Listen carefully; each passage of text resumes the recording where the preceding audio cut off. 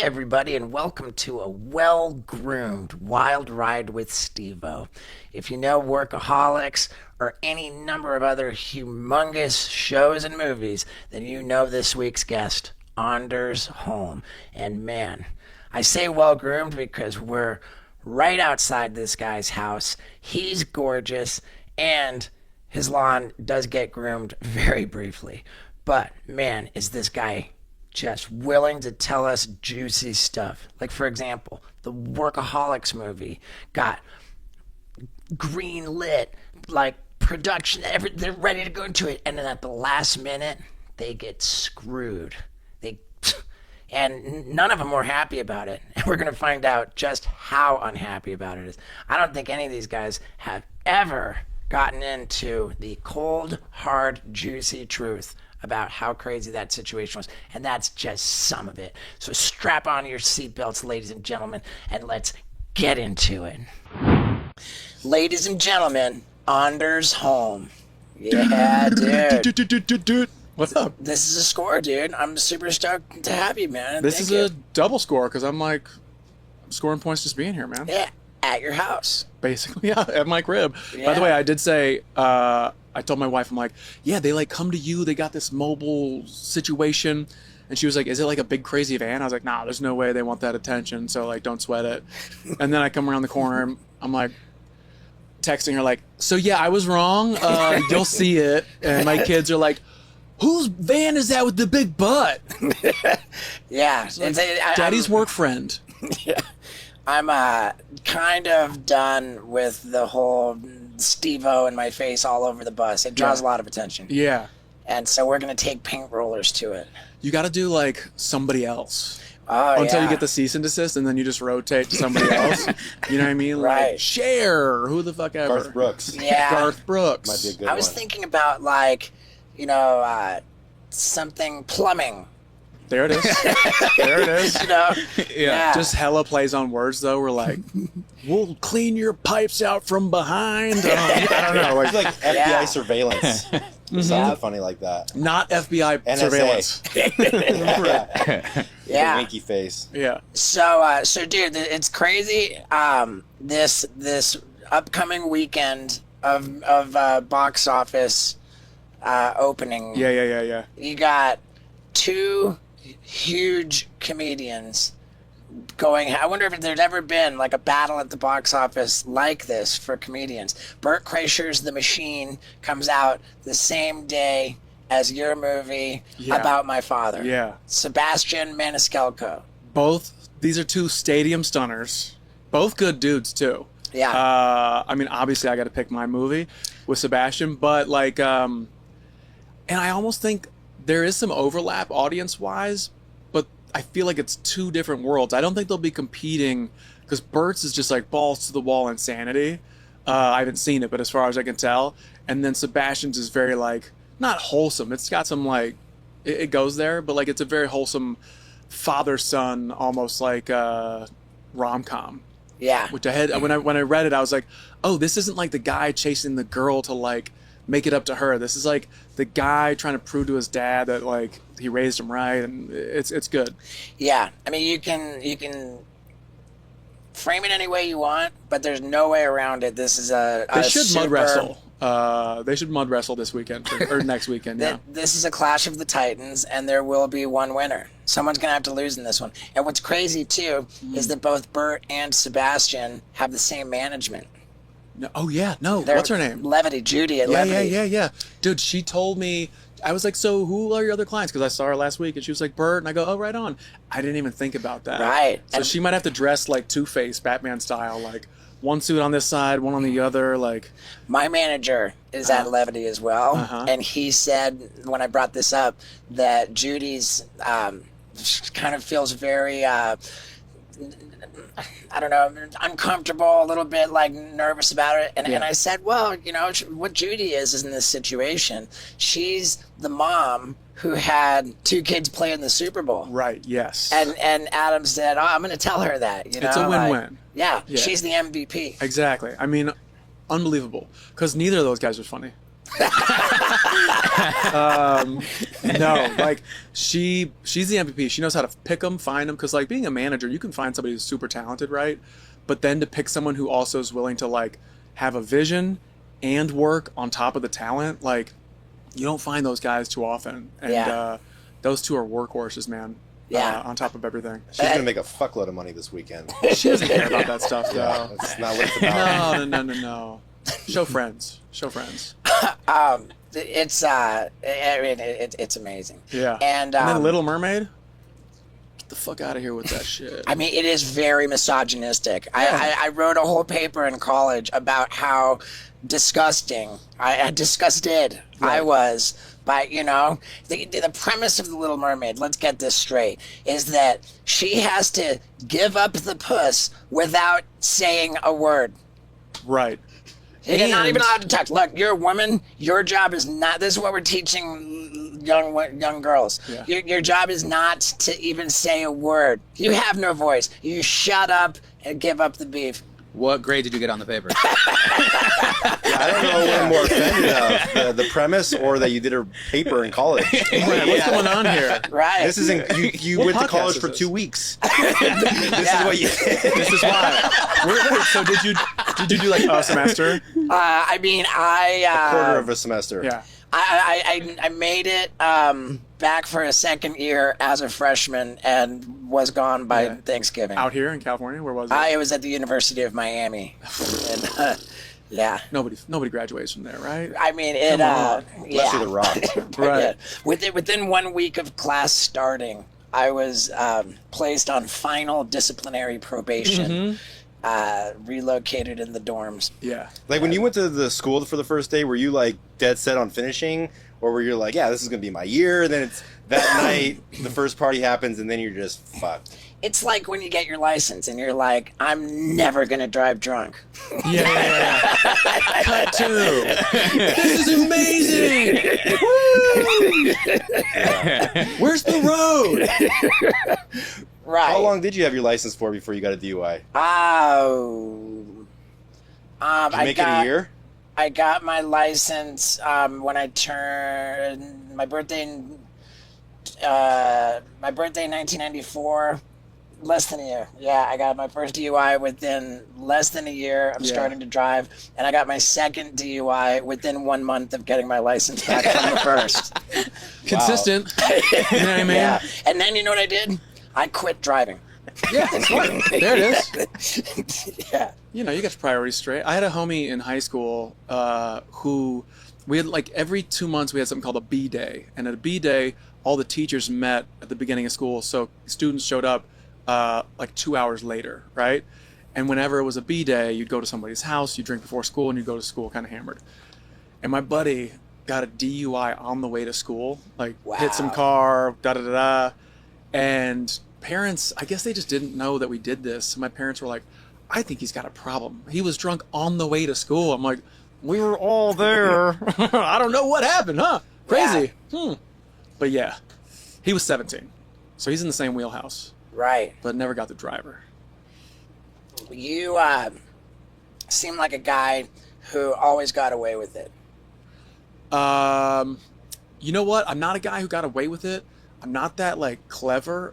I'm a guy who pushed it just enough, like far enough, until I was like, all right, what am I doing here? This is kind of crazy. And then there were other things where I just absolutely didn't give a shit. And people, teachers, parents would be like, come on, just do this. And I'd be like, it doesn't matter. Yeah. I'll just figure something out, But I had stuff going on. Like I was a swimmer, and like I was like, I'm just gonna swim my way into college, which is what I did. I was like a real shitbag, bad student, and just kind of like weaseled my way in that. And I was like, okay, I'm here. Still was just like a bad student in college. I thought I'd like reboot, like start over, like rebrand. That didn't happen. But then I discovered like, oh, you know what? I'm gonna start like trying to write movies and stuff. And like, then after graduating from college, was like, okay, now I'm gonna move to LA. Finally rebrand. And then I just met three losers like myself, and the rest is my history.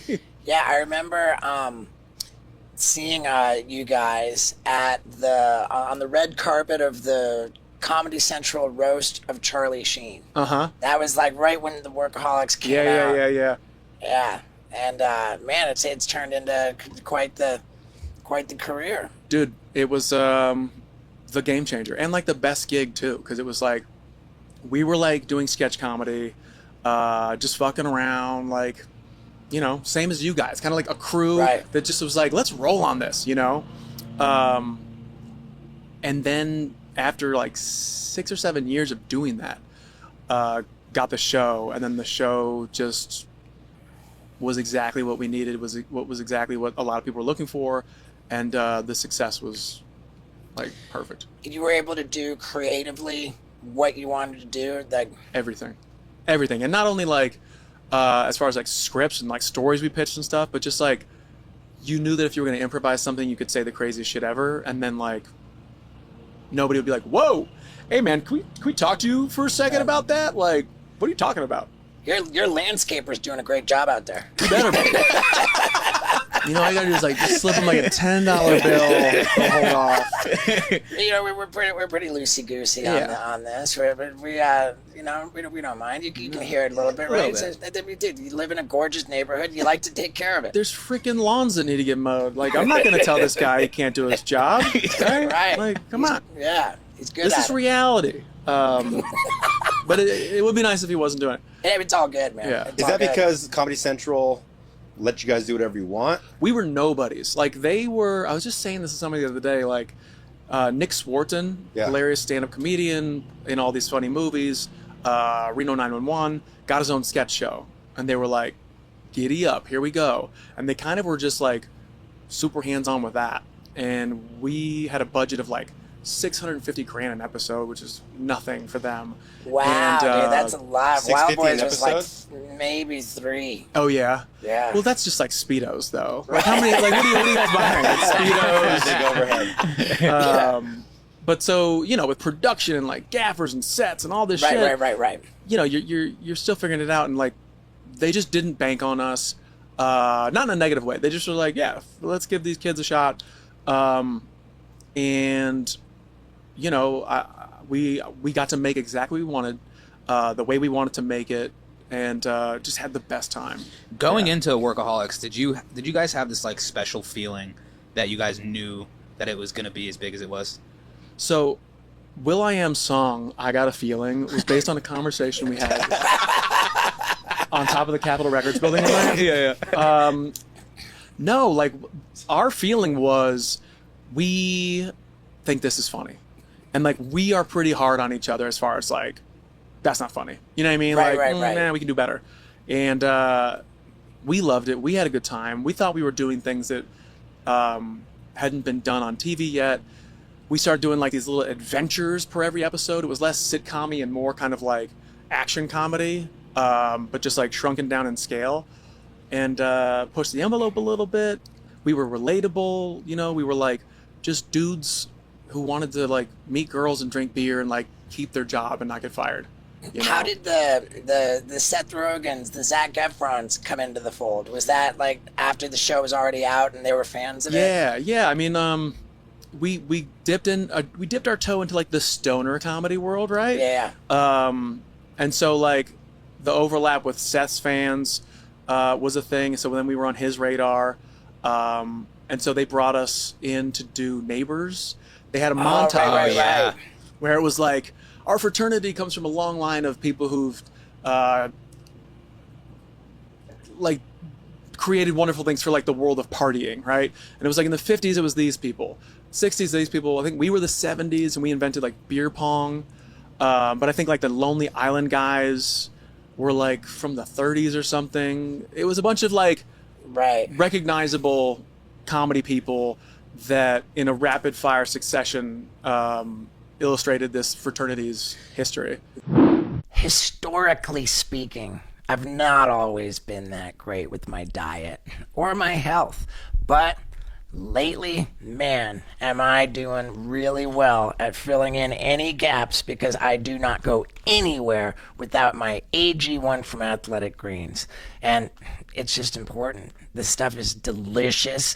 I love to start my morning with it, and it is comprehensive and convenient daily nutrition. And by daily nutrition, I'm talking about everything that you need. It's really important to me right now to make sure that my diet's in good shape. I'm not eating too much. I'm getting everything I need because I'm taping my bucket list comedy special in London, England on July 14th, and I want to look my best. I want to be thinking my best, and this helps with my cognitive ability.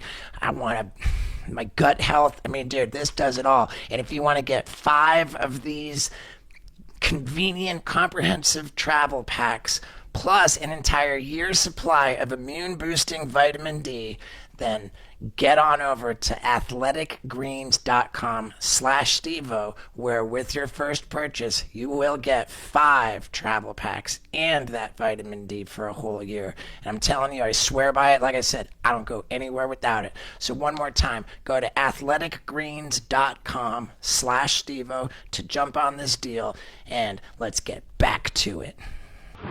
Man, So that was pretty fun. when you said invented ping pong, I just had this picture of, like in Thailand, they famously have these women that shoot ping pong balls out of their private parts. Yeah, I've never seen that. I saw Yeah, that. I elected to not go to that. Yeah.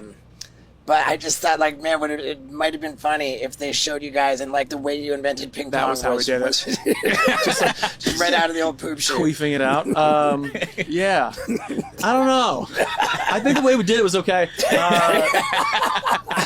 No, it was, that would be great. Different movie. That's actually more our speed, like, which we did Game Over Man. Right, as yeah, you know. and I got to be in it. It was so rad, man. That was the really- best. We're like, will you jump off this thing? You're like, this is what I do.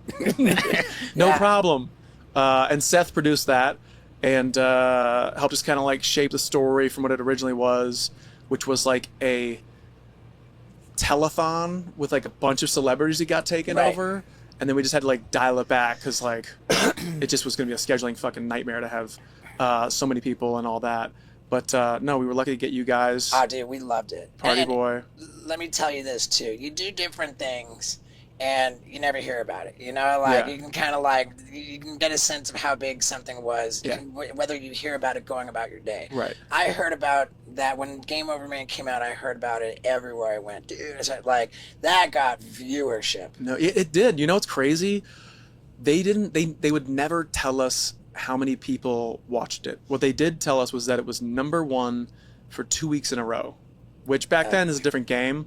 But like, they didn't have that even back then. They didn't have a movie that was #1 2 weeks in a row, and then they like they buried it, and so like to find it, you had to like type in Game Over, Comma. and it still wouldn't even pop up Wow. until you got to the comma or the man, and then it would be like, all right, fine, I guess you want to watch this insane movie where people are getting dicks cut off and heads are exploding and all this stuff. Yeah.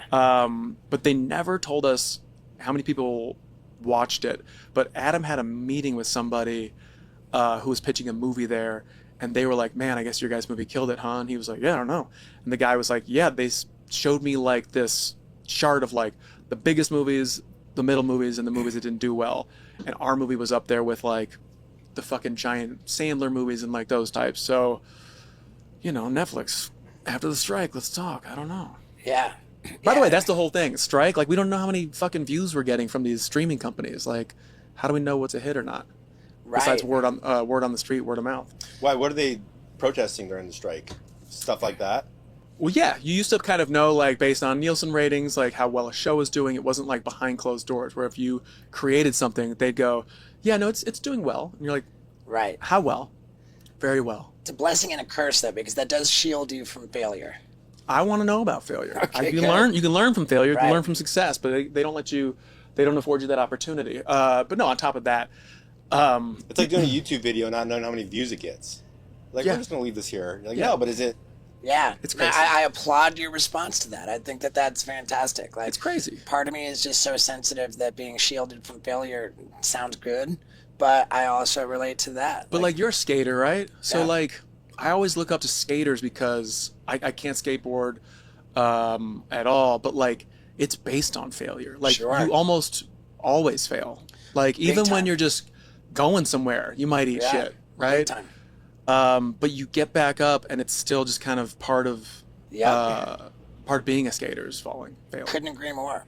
And what's crazy too is that when like a skater is in public and they try and do a trick, they try and do a kickflip, they don't make it. Yeah. There's haha, you want to laugh at them. right. But when you walk by the basketball court and you see someone throw the bat, they don't make the hoop, you don't haha. It's Yeah, just, that's true. Yeah. you want to pick on skaters.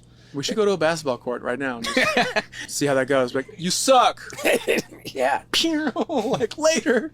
for sure. Man. You've been actively at the picket line with I just supporting- went the other day. I was doing press for the movie and then came back in town and hit it up. And yeah, like, it's so funny, man. I posted a picture of me with the sign, letting people know about what's going on.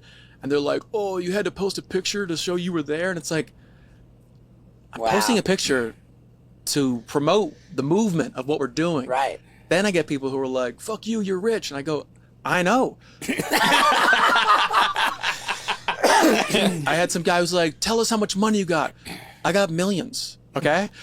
But I'm there for the people who Right. were me before that don't have the millions that deserve the millions, right? Like it's a Right. community. It's like, it truly is. Like, you know, this town's not that big. Like, it's a big city, but like when you get to a certain point, like we all know each other and there's new people coming in, Right. people leaving, and you got to kind of fight for each other. And like the things we're looking for is just like the pay scale has changed. The industry's changed. Everything's altered. And yet the way people are making more money now, we're getting paid less. And yes, I'm talking about me, but I'm talking about people who are also just like getting their first gig. Well, where they're making like, maybe they're making like 50 grand. Yeah, they're making it in like a month or two because that's just how it works. But they might not have another gig for a year or two because it's tough, right? And they need to get this insurance and all that kind of stuff. So we're fighting for that. We want like a little more transparency. You used to sell things into syndication, right? So like it'd have its first run, then it'd be on like MTV or something like that, or USA, and you get paid again because there's more ad dollars. And so like you get paid X amount the first run, then you get paid Y amount for the second run. But now these things are just living one place forever. Right. And the idea of residuals. Yeah, and so goes like away. you aren't getting that long money that you used to get, even though it's still there in a long way. And then everybody made fun of my hat. I had a hat with like a long thing to protect my neck.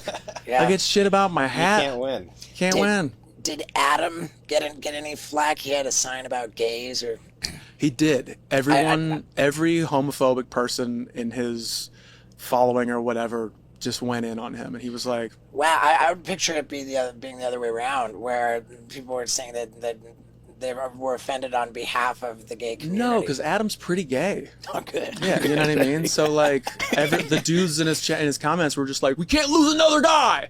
We love you. Right. You can't be gay. And he is. That's classic. He's pretty gay. Did Adam's mom know how prominent Adam's wiener was in Game Over Man before the premiere? I don't know actually. He might have I think he had to have warned her. He had to have warned I her. know she was there. I know that he acknowledged it. I just can't remember if...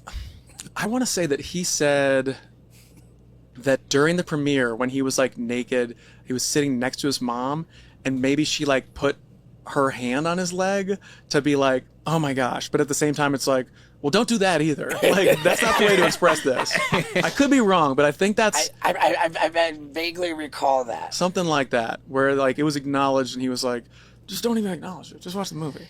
Yeah, man, it was great. And congrats on the success. And thank you again for letting me be a part of that. Of course. It feels still pretty recent that there was a Workaholics movie in the cards with, I'm guessing Paramount Plus because it's a Viacom Comedy Central connection. Yeah. And it was greenlit, all ready to go, people hired, like, schedule on, and then it just got shut down at the last minute. Yeah, like literally wrote the script. We were ready to go. We had the cast back and all scheduled and everything. We rented stages, And then when they came back from like into the new year, like that first week, they were like, we've got a whole new global agenda. Right. Which sounds dark. And maybe it is.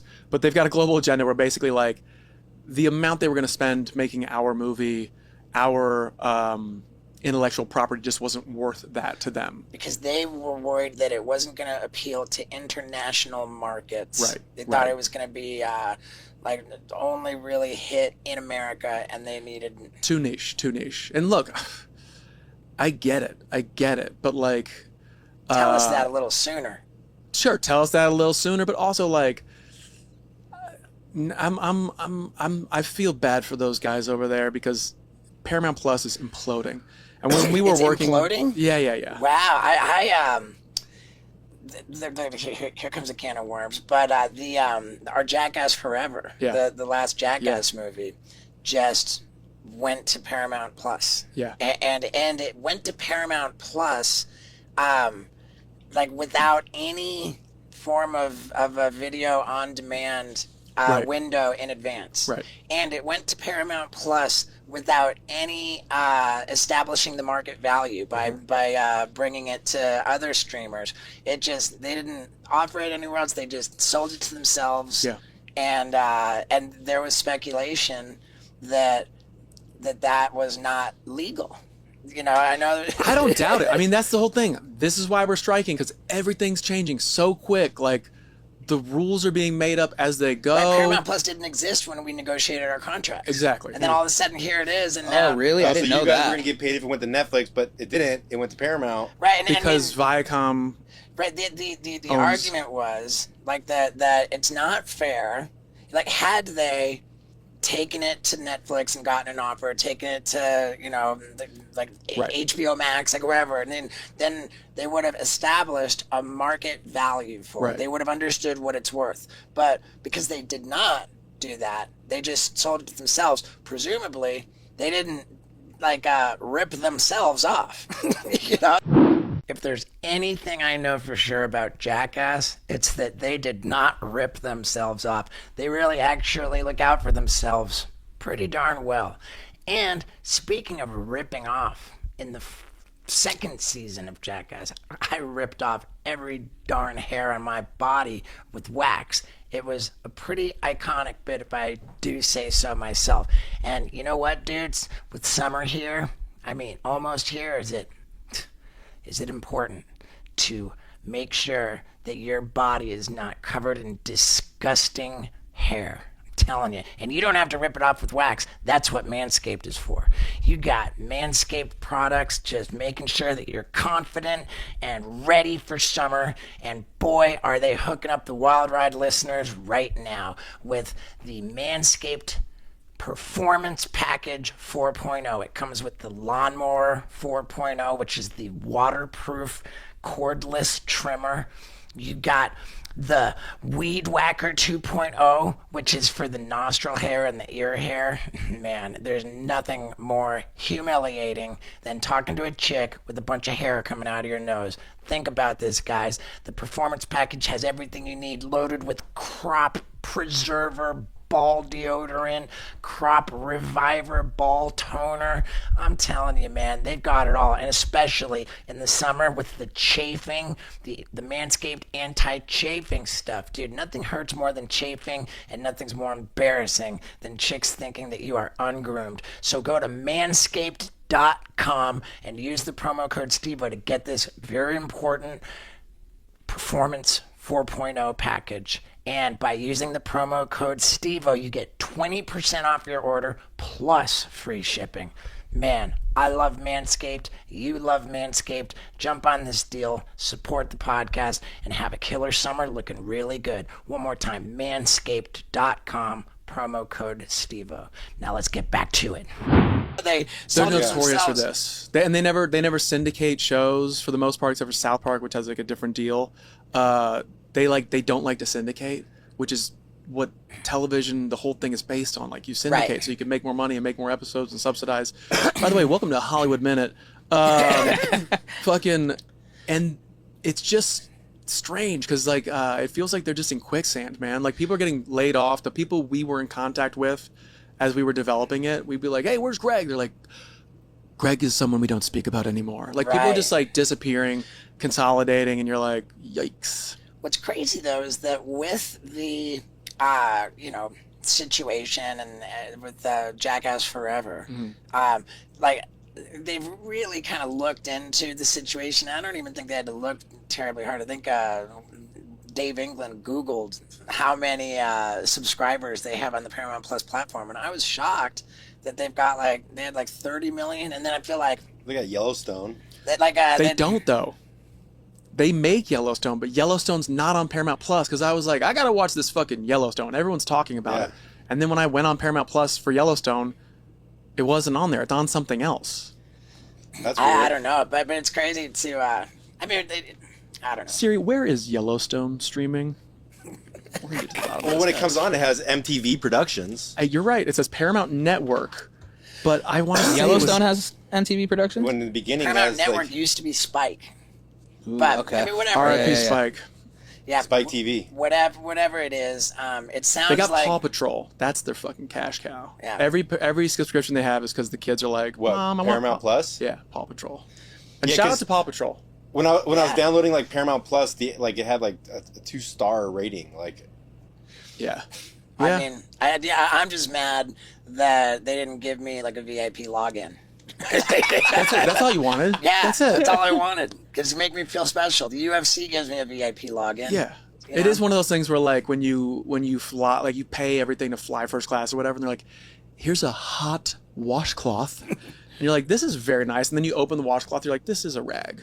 But Yeah. the gesture Right. makes it feel, Make me feel special. yeah. Yeah, and I am personally offended that from my perspective, Yeah. they done you dirty. Yeah. They Hey, man. done you dirty on the Workaholics movie, and I know that you guys were kind of putting it out into the ether that what you wrote is awesome, Yeah. and that that you're amenable, open-minded to another entity picking But it so up. here's the thing is that they go, hey, by the way, you guys have, I think it was 2 or 3 weeks to find a proper suitor for this, because if we couldn't do that, they did pay us. It was a pay or play, so we got paid because they held us off the market kind of thing, and I did write a script.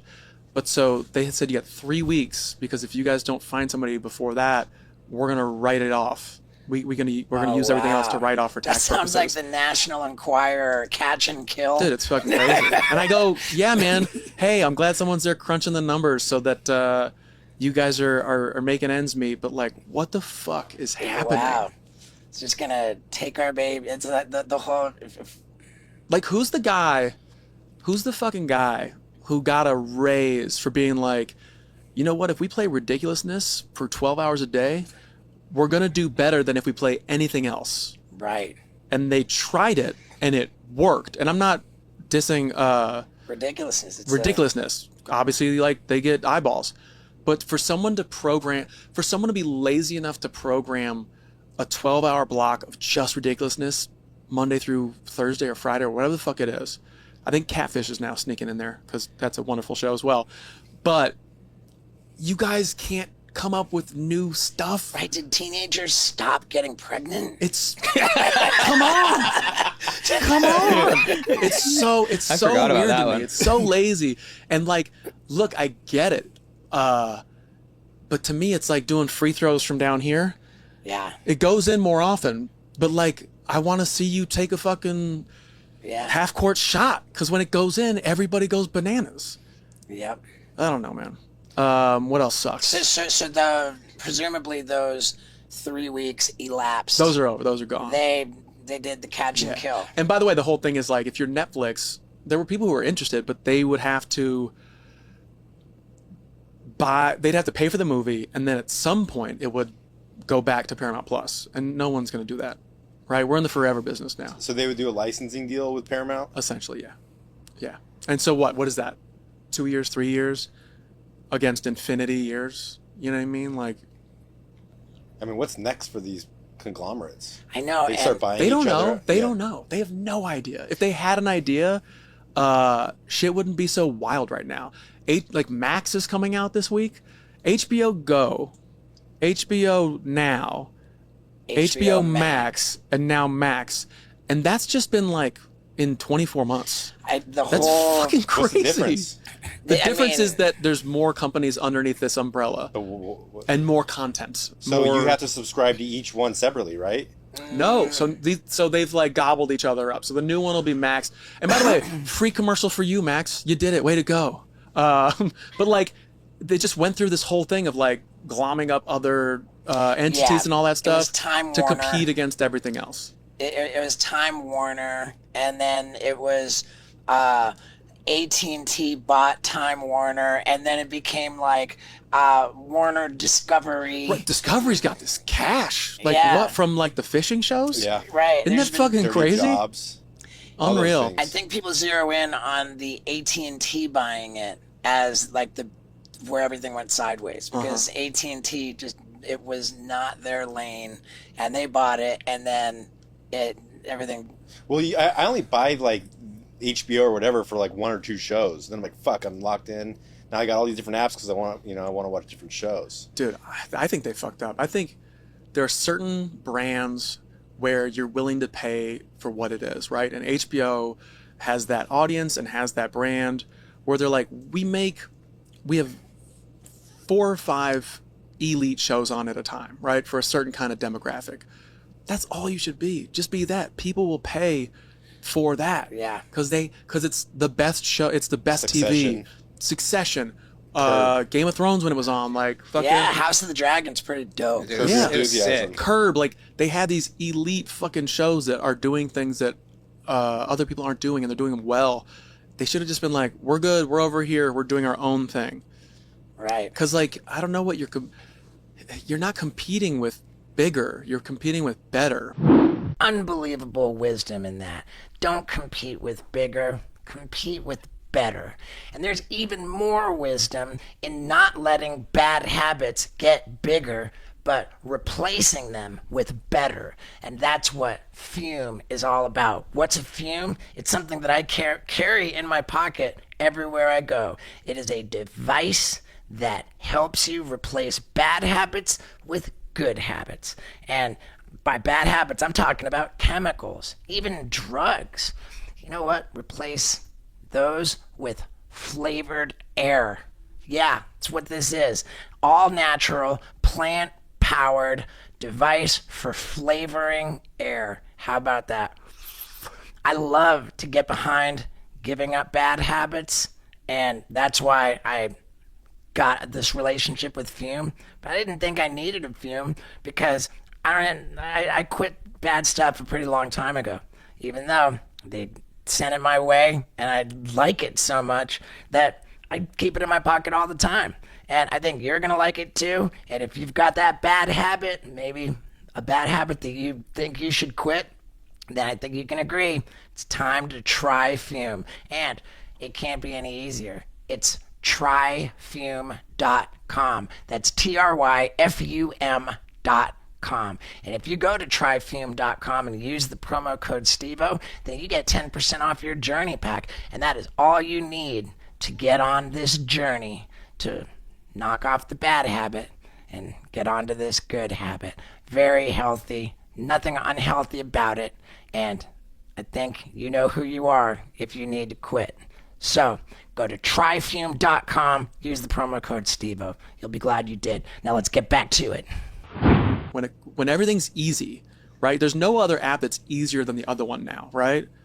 Like, it's easier to go to McDonald's than it is for me to go to a fucking like high-end burger place, right? That takes time, that takes money, but these all cost the same. They're all right at the end of my clicker. But if one's better, I'm just gonna go to that. Right. But what about like also? Are you worried about movie theaters getting bought out by like Amazon Productions or Netflix or like? Because aren't movie theaters starting to like? Yeah, That's tough. That's tough too. But there's the advantage of like Amazon gets to distribute like smaller movies that might never get These are all new negotiations that nobody's ever thought of. You know. With your new movie about my father. Yeah. Is in theaters on May 26th. Yeah. Yeah, that's right. Uh-huh. And a damn fucking funny movie too. Did you see it? my screener wouldn't goddamn work, but Okay. my executive assistant is Yeah. raving about how fucking hilarious it is. It's funny. And he's describing different scenes. Yeah. With the skateboard that next year I'm gonna make you a Yeah, Nintendo. yeah. Like, I mean, he's describing like, and De Niro's super funny. he's raving about it. Yeah, De Niro's super funny. In the opening, he's dressed like he was. So the whole thing is it's based on like Sebastian's relationship with his dad, first generation immigrant from Sicily to Chicago, and now Sebastian's meeting this. He's met this like super honky waspy girl, and he wants to marry her. So the Italian immigrant father's like, I got to meet the family, and I play like the douchebag soon to be brother-in-law type guy, and they go and they stay with these blue bloods in like Virginia or some shit, and so they do in the beginning of the movie they flash back to the 80s to kind of set the table for where Sebastian comes from and his relationship with his dad. And De Niro's like fully 80s up. I don't want to get too detailed about it because he looks insane. And it's just so funny to see the guy from like Casino, Goodfellas, like these Taxi Driver, like Cape Fear, these serious movies, and he's in this fucking ridiculous outfit. It's so funny too because in a lot of those early movies, they made him to look old. Mm-hmm. And Right. it sounds like now he's old and they're making him to Right. look young. Right, man. Yeah, he's done it all. It's wild. But so yes, De Niro, Sebastian Maniscalco, Kim Cattrall plays my mom, Leslie Bibb plays my sister, Sebastian's love interest. This kid Brett Dyer plays my little weirdo brother who's super funny. And then my favorite guy who plays my dad is David Raishi, who's on Succession. He plays Carl. Yeah. He's so funny. He's so fucking funny in this movie. Just like, in a way, remember like American Pie, Eugene Levy? Dad. Yeah. Yeah. Kind of like came out of nowhere, Yeah. and Yeah. everyone's like, "Who's this fucking guy?" And like Canadians know SCTV, and you know, some people knew SCTV back in the day, but he kind of just like exploded. And I hope David gets that because he just like steals every scene like just a comedy animal. I love it. Yeah. Is there a streaming component where like you see I don't know yet. I think it's a theatrical run. What's the studio? Lionsgate. Lionsgate, okay. Um, So wow, that's the machine is Lionsgate too. I don't know about that machine movie. Fuck Burt Kreischer. Yeah, I mean, I'm sure it is. You know, Yeah, I mean, who knows? Lionsgate's a smart production company. They should make my movie. Yeah, I'm sure they're gonna have a big weekend, but yeah, it's gonna be. I don't know what the streaming component is. I'm sure like maybe they were smart enough to just wait and be like, well, we just killed it at the box office. Who wants Right. it now? I mean, it definitely informs what a movie is going to go for on a streamer. Right. How it did at the box office. Yeah. So Dude, you're preaching to the choir.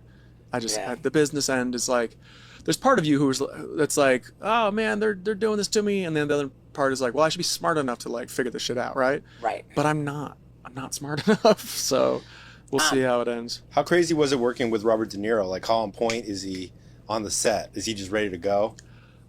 There's not like an intensity. It's almost just like he's just chill. Does he ever fuck up his lines? Yeah, Okay. yeah, but like, he also just will roll with stuff too. Like if something, if somebody like drops a plate, this now becomes part of it, and he's got things so cold that like, he works it in, not that that's like a superpower, but like he does it very naturally. And he's just like, he gives himself to the director. This is my second time working with him, which is crazy. I worked with him on a movie called The Intern a few years ago, and he was the same there. Our director, Laura Taruso, on this movie, she was in charge, and not like a drill sergeant, but like Robert De Niro, the icon of acting, was looking to this fairly new filmmaker to be like, and now what do I do? What do you want from here? Like, That's great. I'm the paint, you're the brush, like, let's make this happen. And like, I try and be like, all right, man, if that's De Niro and he's giving himself like that, you gotta just like roll with it. Like, if she wants you to try something you don't think it's funny or gonna work, fucking try it and do your best at making it work. And then they'll either use it or not. You know what I mean? Yeah. It's not the me show. What Was Was the the in- intern a comedy? was that with Anne Hathaway? With Anne Hathaway. It was like a light drama where Anne Hathaway was this kind of like girl boss CEO of this clothing delivery upstart thing. I played her husband, kind of like taking care of the kids at home. And then De Niro is this elder guy who takes an internship at this company. Oh, was he like a retired CEO guy? Yeah. Okay, He I worked in remember business that. for a while, and he saw how it was very like just a juxtaposition type thing where it's like, I come from this world, this is the new world. Guess what? Everything from the old world, we don't need to throw it all out. Like, some of it's useful, and Anne Hathaway's character like took advice from that, and then also he learned things from like the new school, that kind of thing. Right. Yeah, and it was a sweet movie, killer airplane movie. Just like everybody was like, I saw that on the airplane. Everybody. Nice. Yeah. And you had to have heard a lot about the Inventing Anna one. Yeah, that was like a fucking rocket. Just like everybody saw that. I loved it. Yeah. I really enjoyed The it. story's crazy.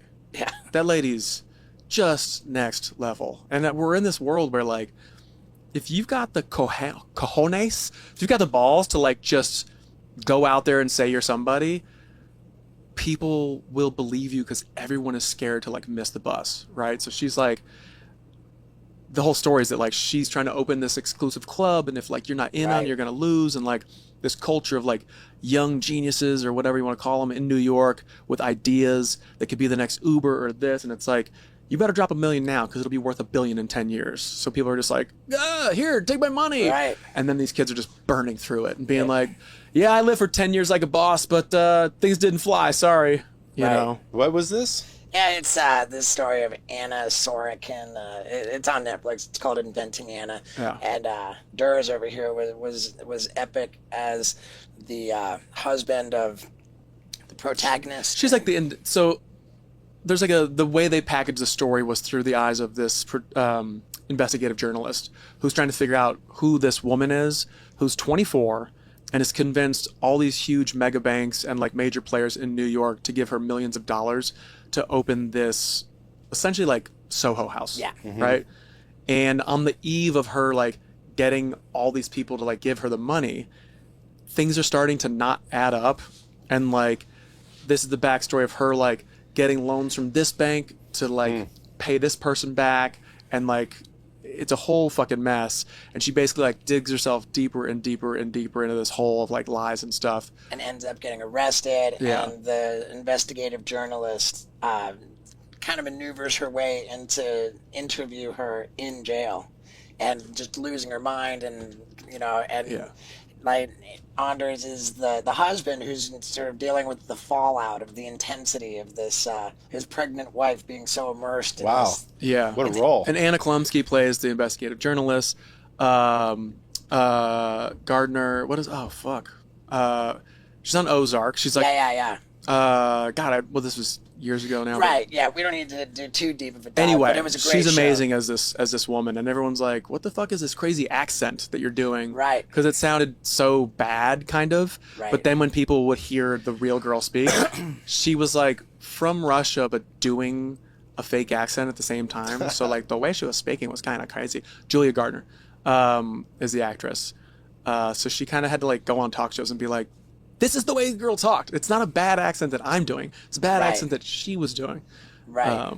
But so when you got the comedy stuff and you're able to do the drama stuff, like that's a huge. Yeah, drama's been the new like, there's just fewer comedies. Also, there's just fewer Right. comedies getting made.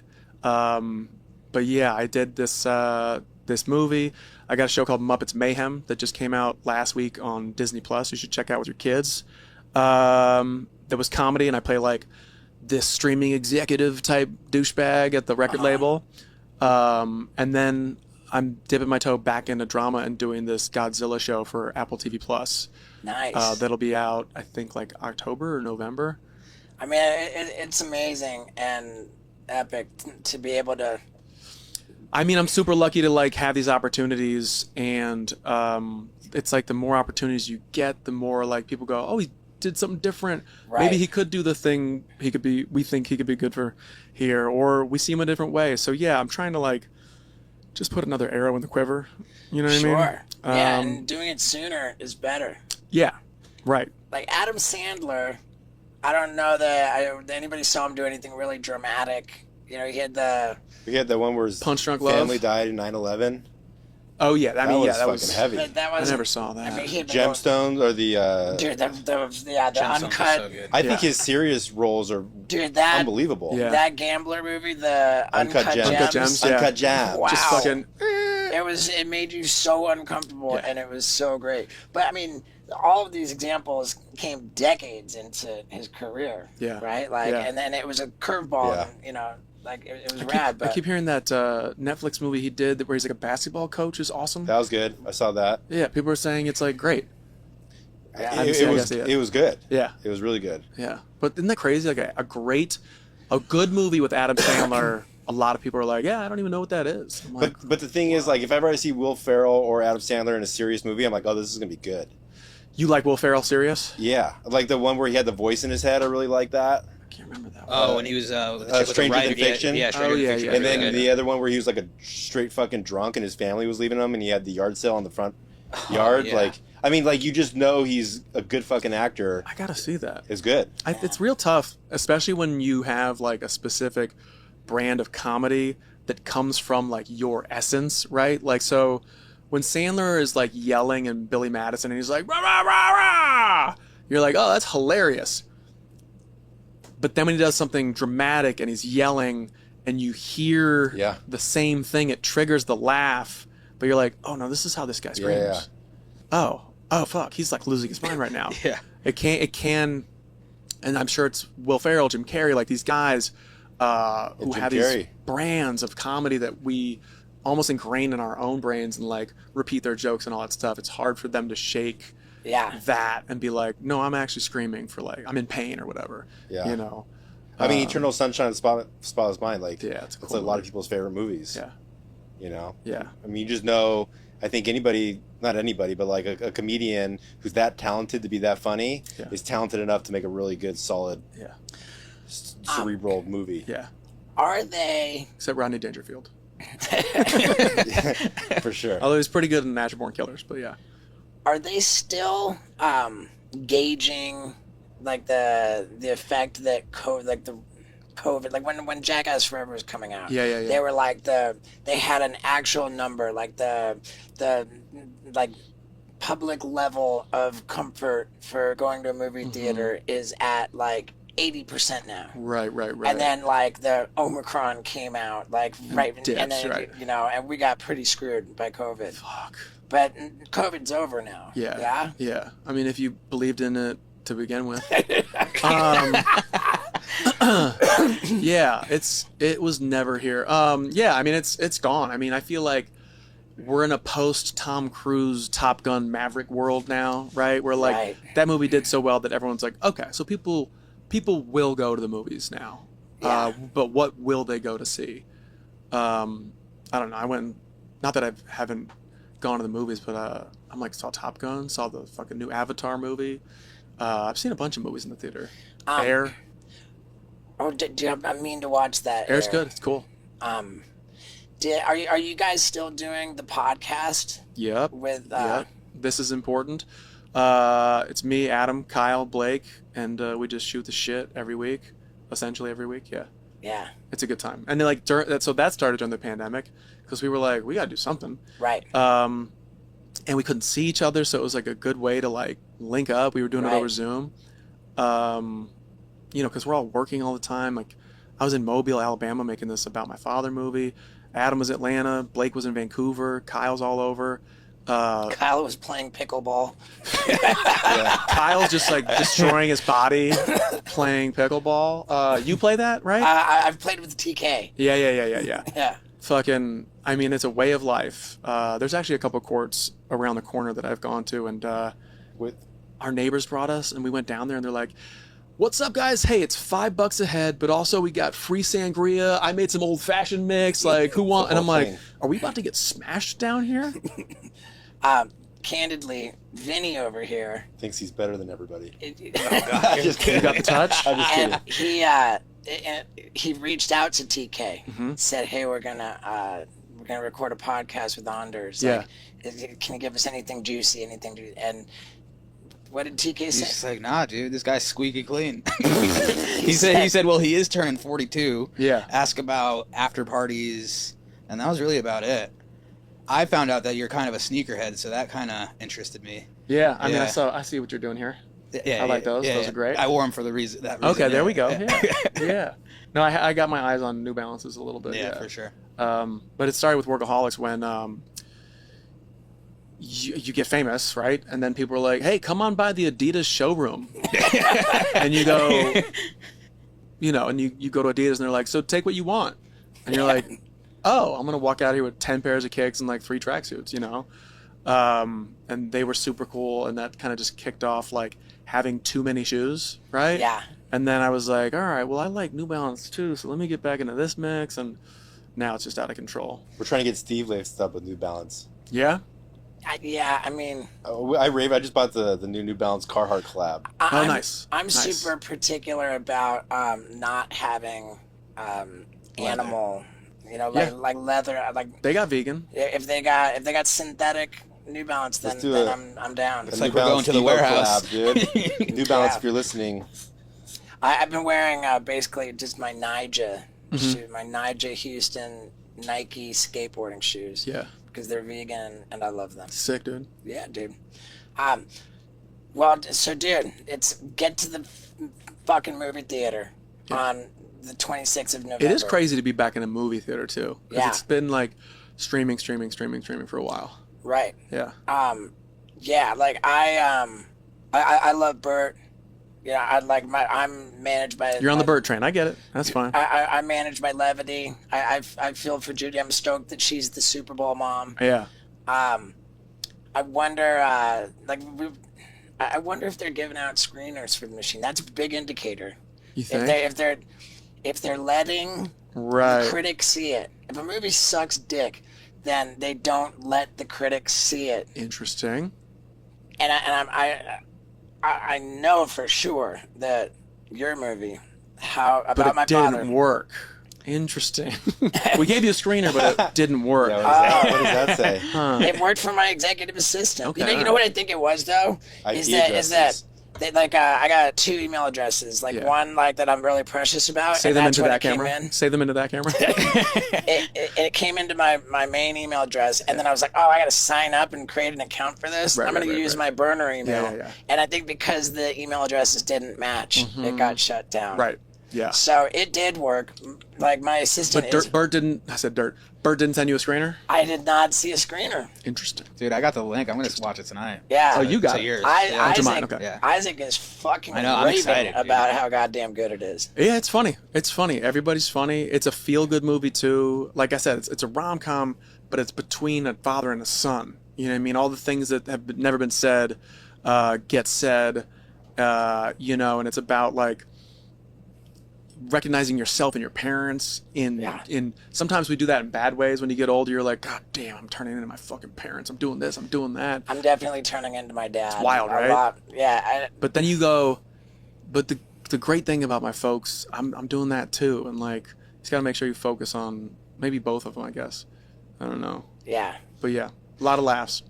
Lot of laughs. I mean, dude, I believe it. And be sure and check out Muppets Mayhem on Muppets Disney Mayhem. Plus. It's me. Okay. It's Lily Singh, Taj Mowry, Sarah Chaudhry, and the Muppets, all the band. What's the Wrexham Football Club Ryan Reynolds thing? Is that on Disney?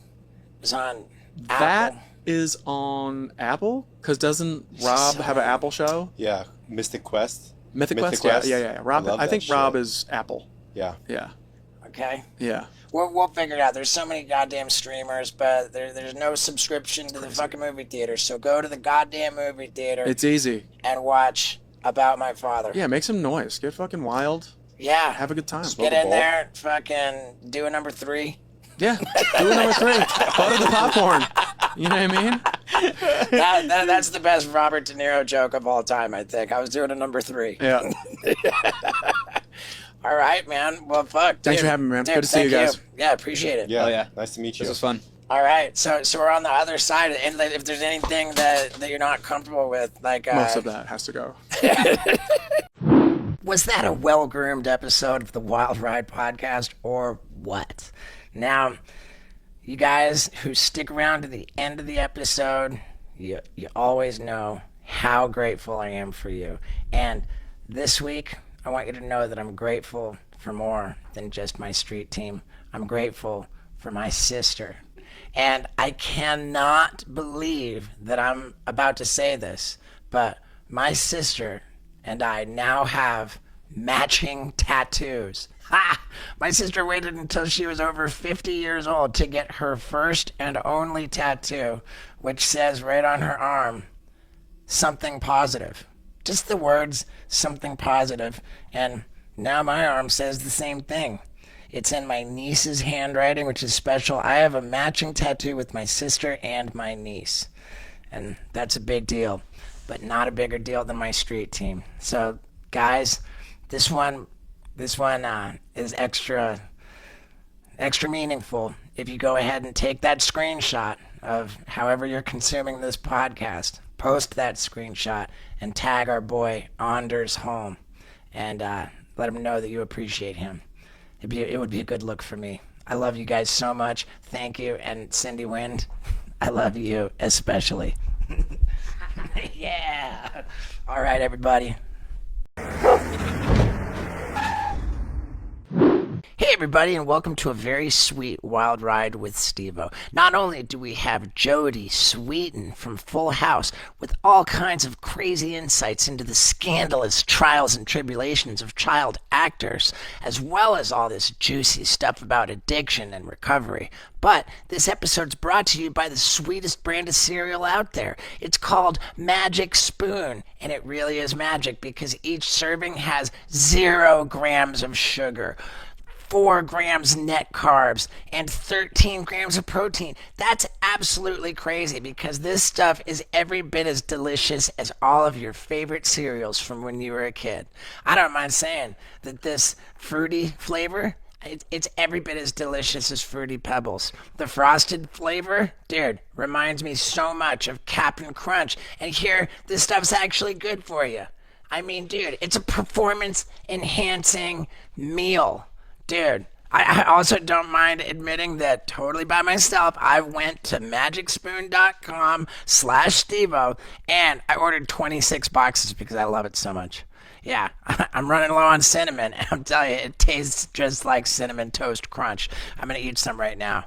Dude, you guys have to try this, man. It is so killer. You go to magicspoon.com/Steveo and use the promo code Steveo.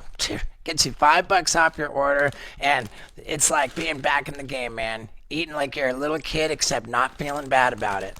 Go over there, grab yourself a variety pack. Just enjoy, man. And they have a happiness guarantee, so if you don't like it for any reason, get your money back, no questions asked. Tastiest cereal ever. 0 grams of sugar per serving. Now, let's get into it. Ladies and gentlemen, Jodie Sweetin. Yeah, hey. Dude.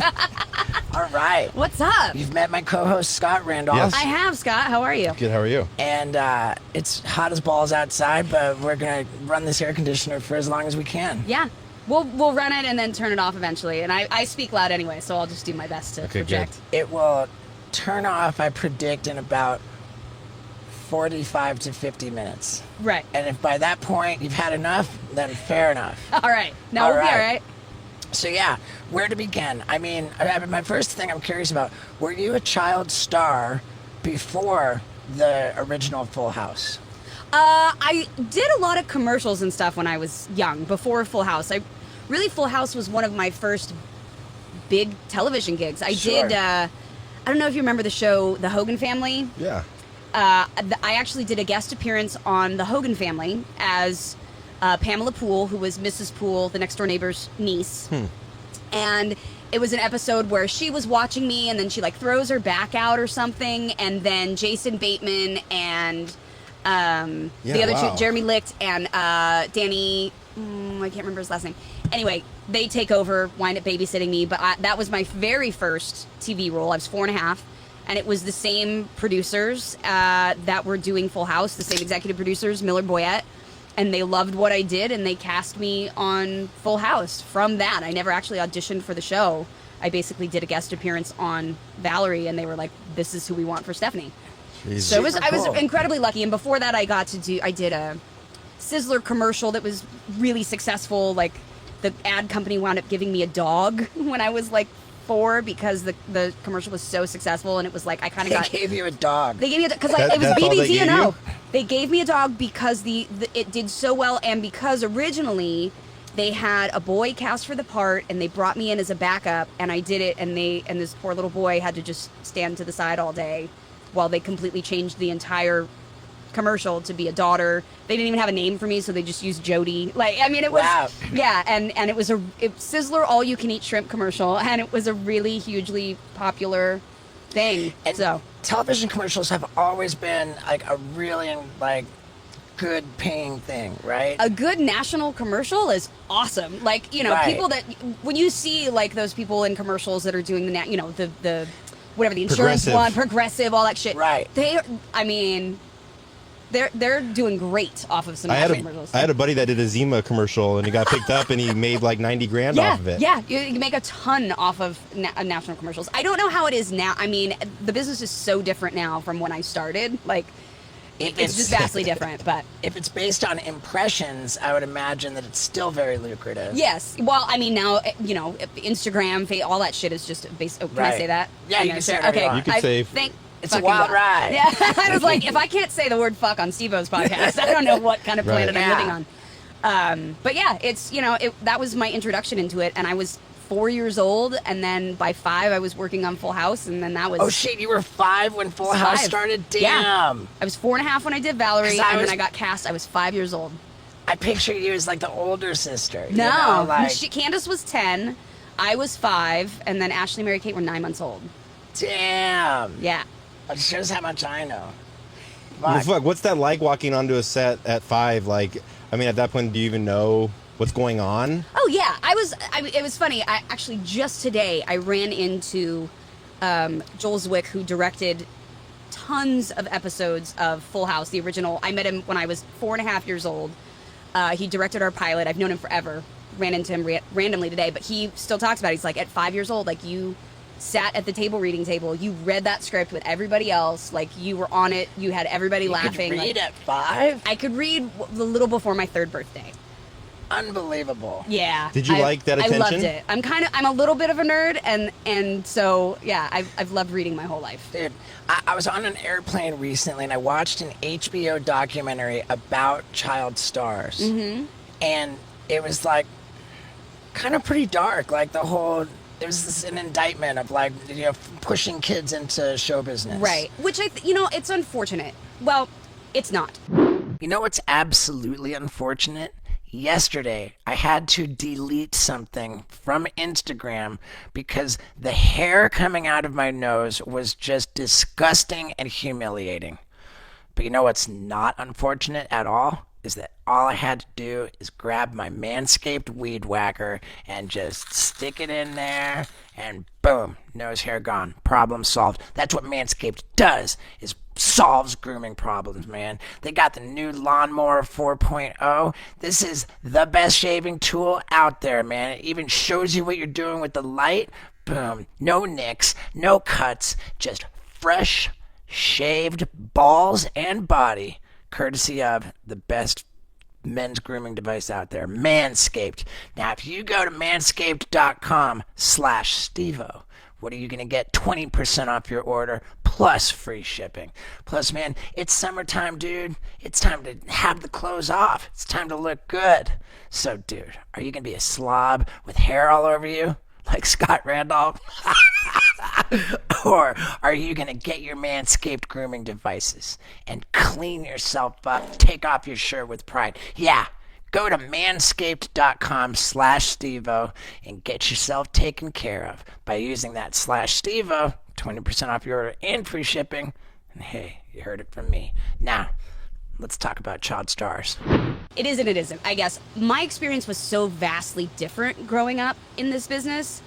Like, yes, there are some things that come along with being famous at a young age. Yeah. But my overall experience was so wonderful and positive, and like, I have this family of people 35 years later that I'm still friends with and like still are my family. I never experienced any abuse. My parents always were like, if this isn't what you love, we're not going to make you do it. It was never my parents' idea. Like, I wanted to Right, perform. but does a 4-year-old say, I want to go on an audition? Yeah. Really? Wow. Yeah. When I was 3 years old, I told my mom I would watch TV and I'd say, Mommy, I want to be a modeler, which was the people that I saw on TV. And she was like, I don't know. Like, my parents were very hesitant. I mean, my dad he was a superintendent of a gypsum plant in Long Beach Harbor. My mom was a stay-at-home mom. Of a what plant? A gypsum plant, drywall. Oh, wow. Yeah. I don't think I ever heard the word gypsum. Yeah. It's like a drywall union? It's like electrician, plumber, gypsum? I don't know. I mean, maybe. I think it falls under like dock workers or something. I don't know. But my dad, had a very blue-collar job. He was a handyman all my life. My mom was a stay-at-home mom. Huh? And you were in Los Angeles? We were in Lakewood was where we first lived, which is technically LA County, but pretty far south, kind of next to Long Beach. And so my mom put me in dance classes, and at my first recital, I was in the second row, and apparently I thought the girl in front of me was just fucking it all up, so I kind of pushed her out, and I was like, I got this. And my mom was like, I mean, maybe she should perform. She really loves it. Right. And I did, and I came alive. And still to this day, I don't think I ever feel more at home than when I'm on set working, like having all of that going on. It just feels like totally comfortable to me. And I never stopped. You know what? In high school, I stopped wanting to audition as much, and my mom was like, all right, cool. Like, if this isn't what you want to do, I'm not going to drive you around everywhere and want it for you. And I took some time off. I went to performing arts high school, and that was it. So it was always my idea, though, and I didn't have a terrible experience, but I know so many people have and I've seen it. I've seen parents that want it more than their kids. Right. Mm-hmm. That's interesting to say.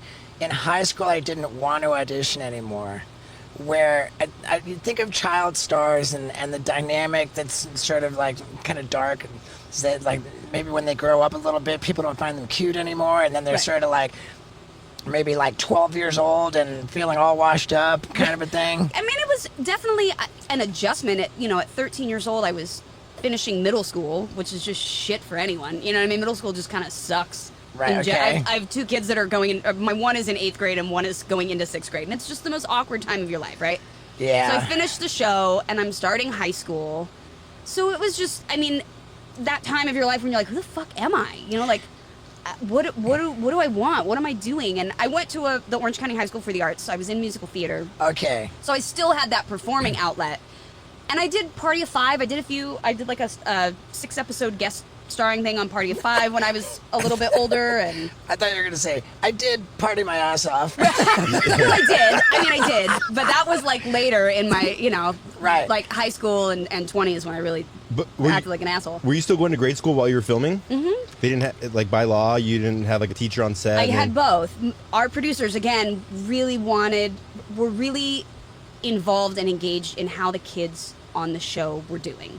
So I really wanted to go to regular school in the morning, and because we lived in Orange County and like traffic sucked getting up there at 8, we worked it out to where I think my first season I did my school on set just because we were kind of getting into the groove of it. But after that, like, I went to school in the morning. We worked 40 weeks, so Monday I was at school all day. Tuesday, Wednesday I went to school until lunch and then got picked up, and Thursday and Friday I did my work on set. So I had like a foot in normal life, and I just went to a public school in Orange County. Normal life. Like, I didn't live some crazy, yes, I got to do really cool shit growing up, but I also lived a very normal, grounded life. And I think that really helped me be a halfway normal fucking person. You know what I mean? Yeah. Like, So if my math is right, you were 13 when you stopped doing Full House. You were 5 when it started, so it ran for 8 years? it was 8 years. We did 8 seasons of that show, yeah. And 5 seasons of Fuller House for Netflix. And so that means it's super syndicated. Like, did you get to renegotiate your contract after, like, so many years and get, like, back end and stuff? You don't get back end stuff, but you still get, some residuals. But residuals, people think they're, you're making like hundreds of thousands of dollars. You're like, it's a nice little bonus of like, I can put a little bit of money aside, maybe, or pay my bills with it. Right. But it's not everything that everyone thinks it is, And now with Netflix and streaming, like, again, like I said, the business is so different. Like, residuals aren't a thing anymore. Right. You get paid out up front. They pay you far less than, they used to on network shows. And you get paid out, and that's it. Like, you'll get maybe DVD sales and stuff like that, but it's a very different business than it used to be. But yeah, I mean, look, Full House has been on the air ever since it started in 1986. Right. It's never been not on the air somewhere in the world. So That's crazy. I'll sound like a creep for asking this, but do people always tell you you look like Scarlett Johansson? you know what? That's actually something that I've gotten several times, and it's a huge compliment. Because I'm like, if anyone thinks I look remotely like her, I'll fucking take it. She's gorgeous. On we saw the Black Widow or the movie Billboard right. after. I'm like, that looks like the Jodie that we're on our way to right now. I have actually heard that before, and it's funny because people come up to me like, can I tell you, do you know who you look like? And I'm always like expecting, the girl from Full House, and they'll be like, Scarlett Johansson. I'm like, thank you. Right. Or the girl from Vikings. I've gotten that too. Oh yeah, my girl loves the show Vikings, but I never got into it. I haven't watched it, but I actually had somebody think I was her on a plane. And was like, I know who you are. And I was like, oh, okay. So we went along this whole thing. I thought one thing, and right. this person thought another. And then finally he was like, I just love Vikings. I have to. And I was like, oh, that's actually not me. We're having two very different conversations. Are you familiar? So you've watched Vikings. You're into it. I haven't watched it. I've watched like half of one episode. Not because I didn't like it. I just was, God only knows what other 9 million shows I was trying to finish at the time. Right. Okay. Yeah. But thank you. I'll take the compliment. Yeah. I mean, it struck me. I was like, man, there's a real resemblance there. I will play her sister any day in any movie. I'm just throwing that out there right now. Sorry. No, go ahead. When you said you went to an art school, so like what I was curious about, you hear of like child stars getting like bullied in school. Oh yeah, right? I did for sure. Oh, you got bullied in school because you were yeah. successful with the show. Yeah, middle school is really hard. I mean, elementary school people were rough, but it was like stupid shit. You know what I mean? Like whatever, making fun of your name or but that was like across the board. Everyone just made fun of each other. But I was with those kids for a while. Then you go to middle school and it's like now you're dealing with kids from 5 or 6 different elementary schools that you haven't met before, and they're like, I would show up to school and it was like I knew people either wanted to be my friend because they were impressed by me, or just wanted to be around me to fuck with me. And I remember walking through the quad in like 7th grade, like the first week of school, and somebody just chucked an apple right to the side of my head from across the thing. And they'd write shit on my locker, or like intentionally try and trip me, or like as you walk by talk shit. And I just learned to be like, fuck you. It gave me a real thick skin, so it prepared me well for the internet, that's for sure. Did you ever get in any fights? Are you a brawler or no? Not till later. Not till later. Really? But yeah, I've had a few. I mean, that was definitely more when I was just like in my addiction and drinking and being an asshole. Yeah. I'm great for like the first 3 hours, and then after that, I'm like, I will fight anyone. For sure. Did you make it through all the 8 years of Full House without getting loaded, or did that start? I did. No, I was still a kid. Yeah. And like, it really wasn't until high school, which is kind of when everybody starts, that's the time, 13, 14, 15, like you start doing dumb shit because everyone's doing dumb shit at that age. But I always say I would have had issues with addiction regardless of growing up on TV. I understand addiction in a very different way now, but I also, I was adopted at a very early age. My parents both had addiction issues, my biological parents. I was raised by 2 totally normal people, and that was what I found. I started partying in high school, and I was the one that it was like I started and I couldn't stop, and I went too far, and people were like, yeah, what is wrong with you? I was like, I come from a long line. Like on my mom's side of the family, every single person, without exception. Yeah.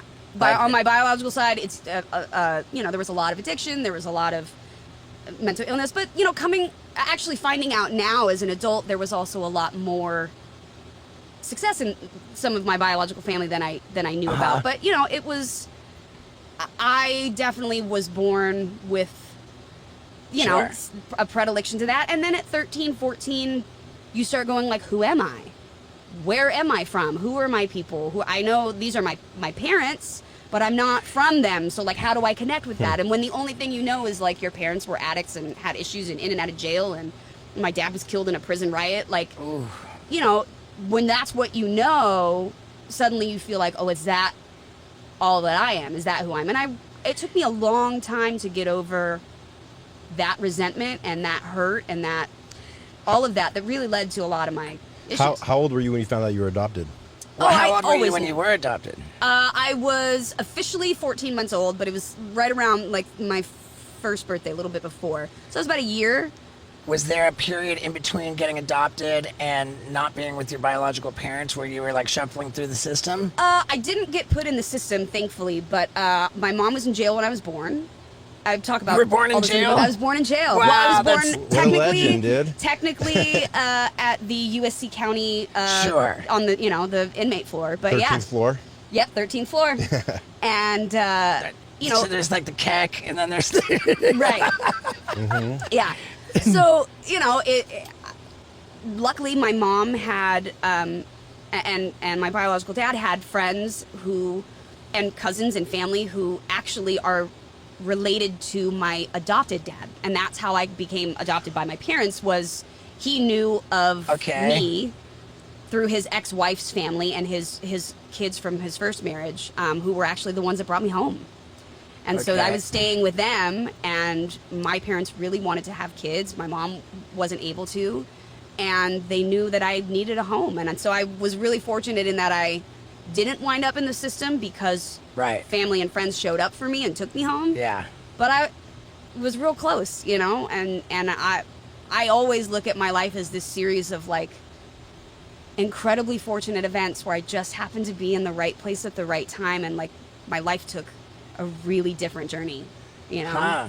I think that's a great perspective, because I can imagine some people being like, man, I fucking got screwed. I was born in jail, and then Well, and here's the thing is like I had to get through, and I talked a lot about that in my book Unsweetened, and I talk about it a lot because I think, for one thing, I know that growing up as an adoptee, I think there's less of a stigma now, but when I was young, my mom was always like, we don't want to talk about this, because they were afraid that all of that coming out about me, that somehow people would look at me different. And now I'm like, I don't give a shit how people look at me. Like, you know what I mean? I am who I am, and I've survived, I've had some obstacles thrown at me, but I've also had some really wonderful experiences. So that's life, right? Like, you sometimes start off in a shitty place, and then it's not so bad. When you got pregnant, were you thinking like, oh God, my kids are going to be alcoholics? I mean, that was definitely that's always a fear, right? Like, are my kids going to be fucked up too? Am I fucking them? I mean, that's just a parental fear of like, is this the thing that's going to put them in therapy? Like, is this the conversation? Is this time that I snap and yell going to be the thing that like, sticks with them? But I also know, like, for me, I was raised by the most normal, non-drinking, like, so there for me in every respect. I still fucked up because I had my own shit to deal with. So like trying to raise teenagers, especially now, man, my daughters are 13 and almost 11, and it's terrifying. But I also know, like, I have to, I've learned through my adventures in sobriety and all that, like, I have to learn to give them the dignity of their own experience too, and hope that I've put in place the right things, and also know that they're gonna fuck up, and it's not all about me. Like, I can't take all of my kids' bullshit and be like, oh, it's me. I did it, Right. But it's scary. I was at one of my get-togethers with sober friends. Yes. Oh, yes. And after our get-together, this mother sort of called for like a little powwow. She, we're all sort of standing around. Everyone's kind of going home except for us. We're talking. And she says, I've got my I think she was talking about her son. If I remember, there's like the kid was like 8 years old or something. She says, my son is showing such signs of being an alcoholic, but he's never even took a drink yet. He's never even, and like I don't know what to do, because like I can't say like, oh, you gotta like, but she says part of me wants to like just hand him a beer and a joint and let him get to it so that and he just can be bottom like, out. let's fucking, by the time you're 15, maybe you'll get your shit together instead of starting then and fucking it up for a while. Right. I mean, that's the thing, right? And my kids, I always like to say that, when I got sober too, one of the things that I learned was that practicing these principles in all my affairs also includes my parenting, right? So my kids are aware of the guiding principles of my life and all that stuff. And, at the end of the day, they're going to make their own choices, and I just have to hope that whatever they've heard and instilled and know will be relevant. Or I'll luck out and they'll be fucking normal and they'll read my book, you know, which of course they now know about and their friends talk about and all that shit. And they'll be like, I don't want to be like her. That sounds terrible. Probably not, but you know, what teenager ever says that? But when I was working on my book, I found myself thinking, dude, I'm fucking gnarly. At what part did you think that? At all of Page it? one towards the, Was there a towards one? the end. Well, yeah. Like I had this documentary about my downward spiral, and you know, I've seen it. Yeah. I don't know if you remember. We actually met several times. Okay, When I we don't. I get so uncomfortable when people tell me that they met me before I got sober, because odds are that means they have an awful story to tell about me. But there's only a good story to tell about what's going to happen tonight when my girl Lux gets home, because I'm going to pop a blue chew tablet in my mouth and chew it up, and I'm going to show her my blue tongue, because when she sees it, she literally cheers. And she should, man, because blue chew tablets have the same active ingredient as both Viagra and Cialis, except they only cost a fraction of the price, and they're chewable. Plus, to get Blue Chew tablets, you don't have to have an awkward in-person visit to the doctor's office, because when you go to bluechew.com, you just consult with one of their medical providers right there on the website. Couldn't be more simple, couldn't be more quick.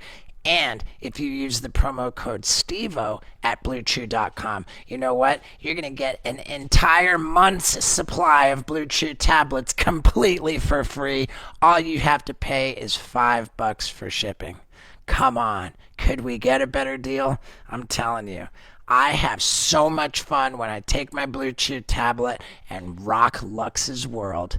So, hey man, if you want to have extra fun with your extra impressive boner, then get on over to bluechew.com and use the promo code STEVO, because once again, that gets you an entire month's supply for free. All you got to pay is $5 for shipping.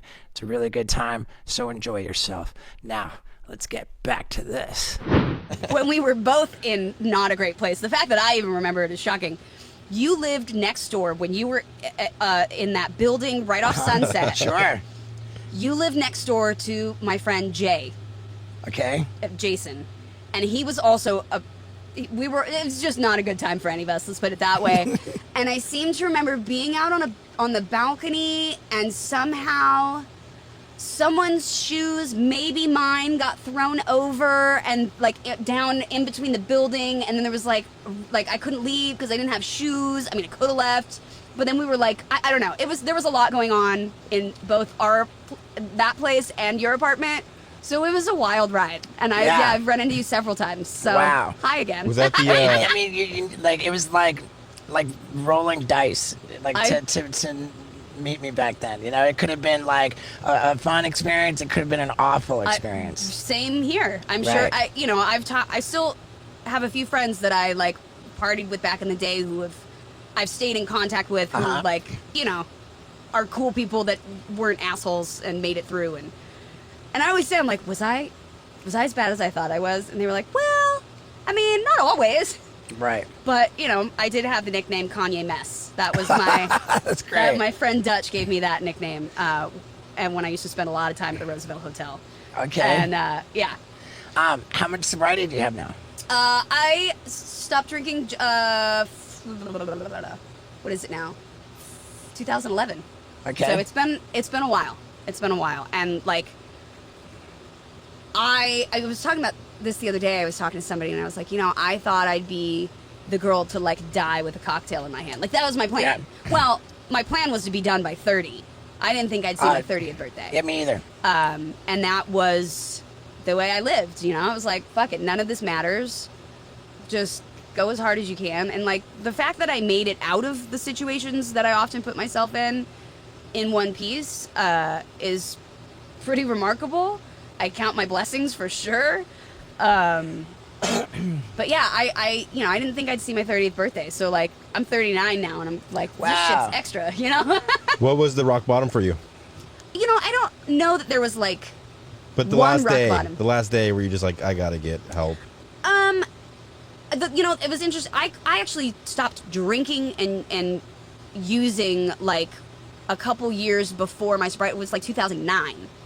But I had relapsed after I got in a car accident, and I was using muscle relaxers because I broke my arm and really fucked up my neck and all that. And I just started taking like 2-3 Selmas at a time, and it was a really Selmas were short. dope. Oh, Jesus Christ! I think I wound, and I'm pretty sure I've talked about this before, but like I wound up at Swingers, the diner Swingers, Sure. like trying to hold a fork, and I was just like, and my friend was there, like, what's wrong?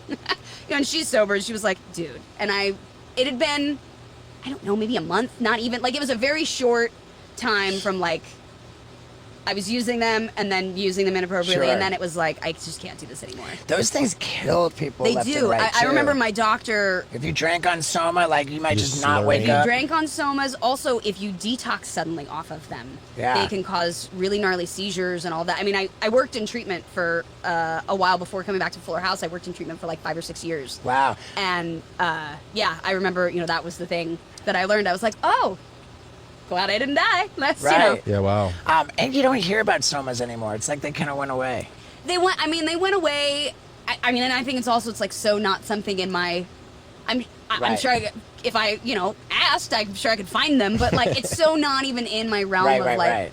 that anymore. Working in recovery, did you ever hear that, like statistically, the jobs that people have the highest rate of relapse are jobs where they work in recovery? Yeah, it's one of the most stressful things I've ever done. I worked. I started as a tech and then worked my way up and was a director of operations for a while. And so I oversaw, a staff of like 120 people and Oh, a bunch wow. of different houses. And like, oftentimes you're hiring people that have been there for a year and then they're moving out and they Right. want to, So I think that's part of it too. Is a lot of people, even if they have the year requirement, it's hard, and it's a hard environment to work in. There's a huge burnout rate. My boyfriend now is a social worker and has his master's, and works as a case manager and social worker and therapist and all of that. And it's hard. My best friend's a therapist. She takes on people's shit all day long, Right. And it's hard. It's a Yeah. lot. But I did love it. I was very fortunate in that I went into the world of recovery and kind of threw myself in. I mean, I was making $10 an hour as a tech for a while and Right. emptying trash cans, and I was like, okay, this is just what it is, and I was fine with that. But it's it's a lot to take on because you care about these people, and getting Right. sober is not easy, and it's not pretty.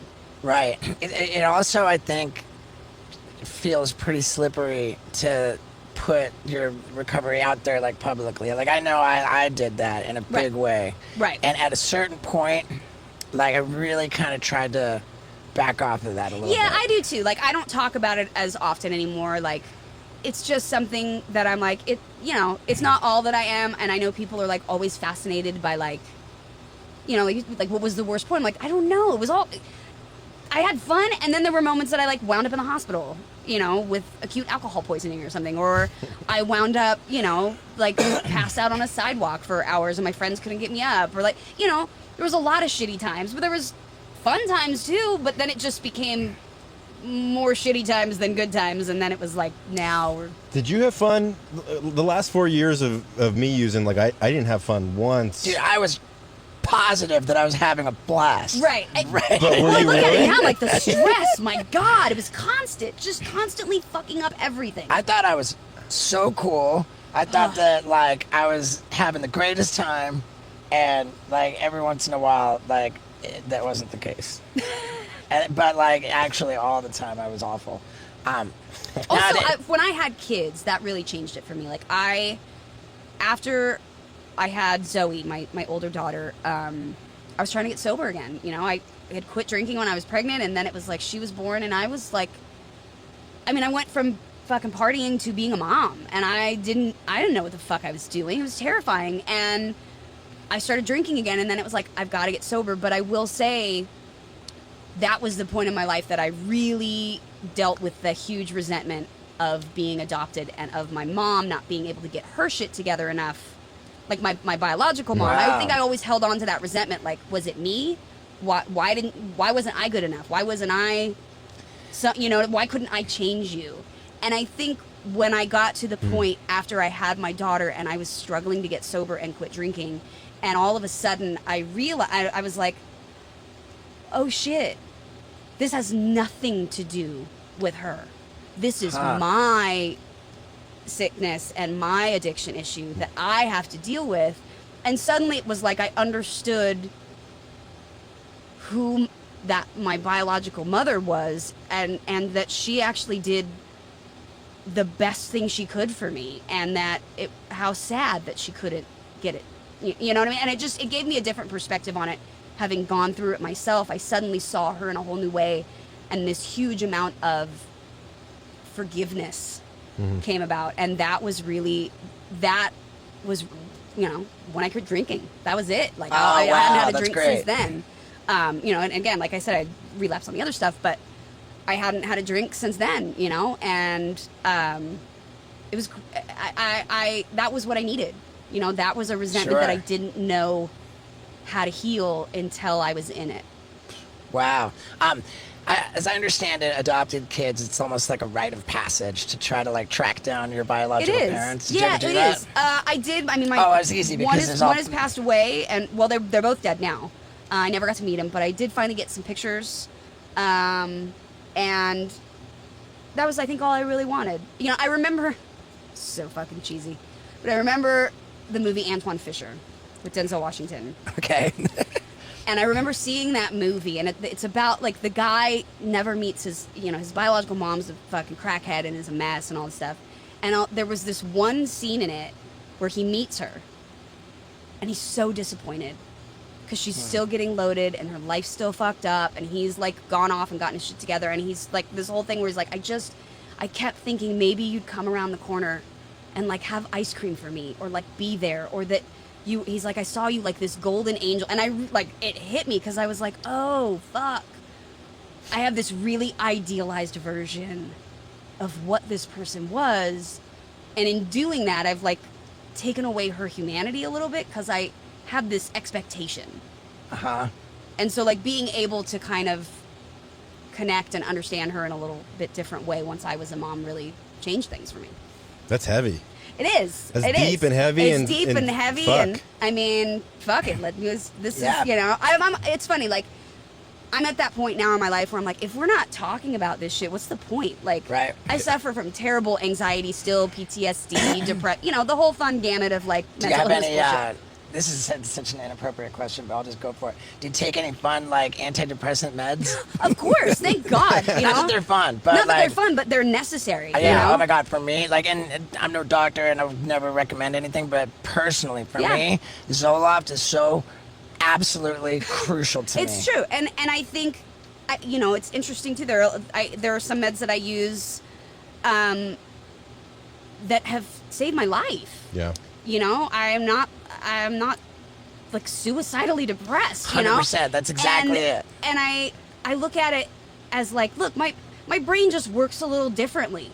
Right. And it's not always the best. I'm trying, you know, I go to therapy, I do all the things that I know I'm supposed to do, but my brain just works a little differently. Right. And so I know I've seen people in the program really shame people for psych meds. For psych meds and things like that. And I'm like, dude, outside help, motherfuckers. Outside help, outside issue, not your, you know. Plus, in the history of Zoloft, I don't think anybody has ever taken it, like, for fun. Right. You know, but I know like, people are, you know, they're, and I think often as any humans, group of humans get together and all of a sudden everybody gets a little judgy. Right, you know? for sure.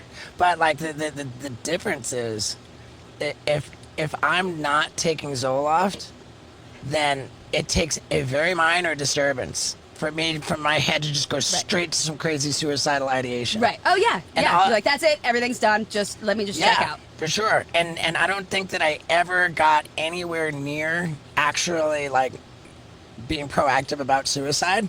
I just simply wasted untold hours of time wallowing in this perverse, dark, planning out what it would, you know, how I would do it.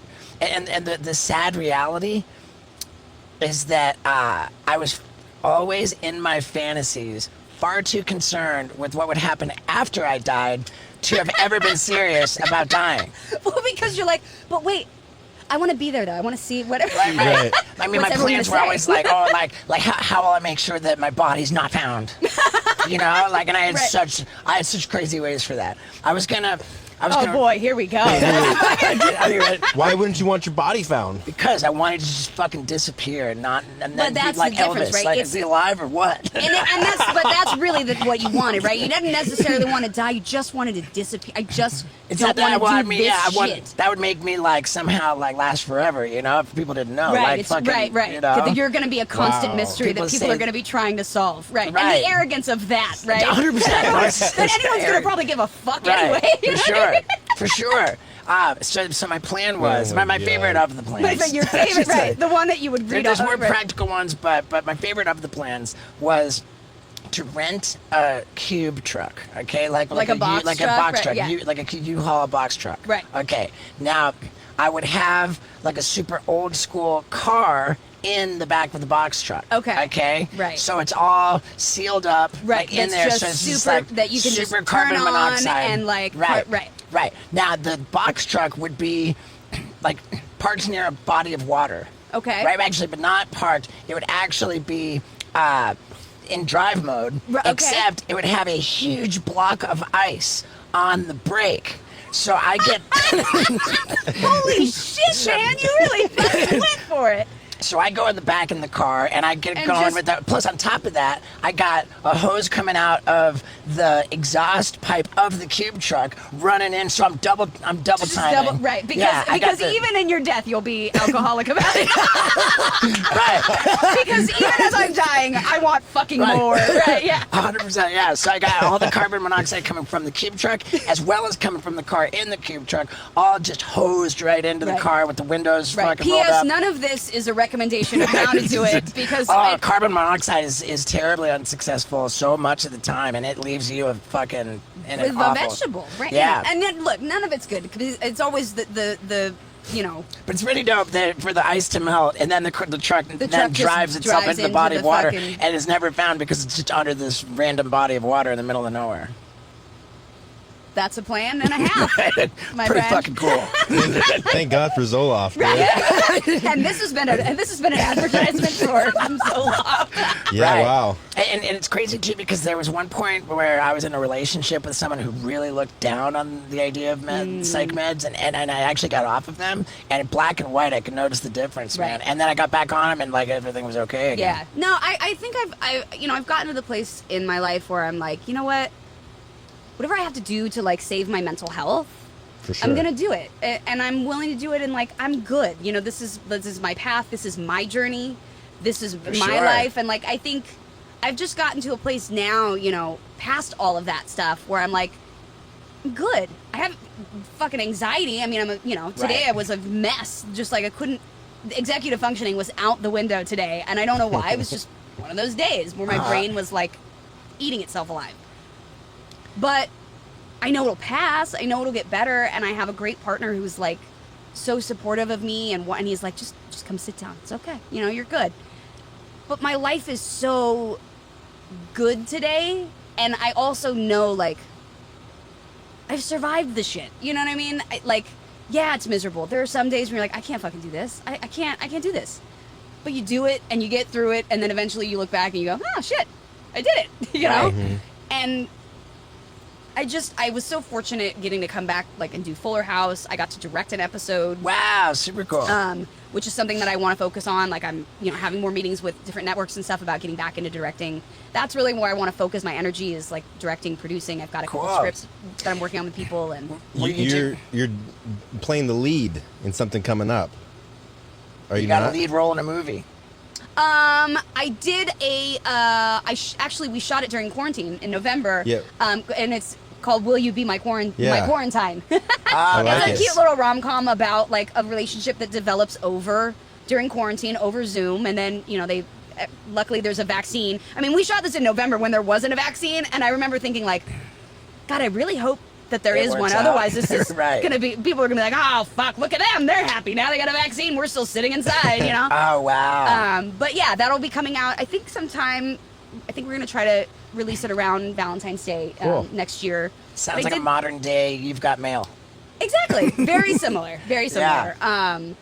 And and I'm working on writing a script with a friend, or actually she's writing it, but I'm working on trying to pitch that and do stuff. So I'm trying to remember that like this business is it's up and down, Right. Yeah. It's all over the place, and that's okay. It's gnarly. Yeah. It's gnarly. In between Full House and Fuller House, did you have like showbiz stuff going on? Yeah. Oh yeah. I did. Like I said, I did Party of Five. Party 5. I did Brotherly Love when I first finished Full House. I was like 13, 14. I did That a was couple the Lawrence episodes of that. brothers. And I did a few other things, but then like I got married really young the first time. How old? It's been a few. I was 20 when I first got married, and ironically enough, my husband was a cop at the time, which I know people now are like, you were married to a cop. I'm like, yeah, I know. And then I started getting sober and being not sober and fucking everything up, and it's definitely been an up and down. And there was a time that I kind of walked away from the business because I was like, I don't know if it's what I want to do anymore. And so I moved into working in treatment, and I loved that. I wanted to be a case manager. I wanted to be a therapist. And then Fuller House came about, and we were pitching that. And then that happened, and my life completely pivoted again. And I got back to doing the thing that, like I said, I feel most at home doing. Yeah. And still trying to, build on that and direct and do other stuff. And I've got my podcast, Never Thought I'd Say This. Oh, cool. That I do. We just started season 4 again. We just launched a YouTube channel.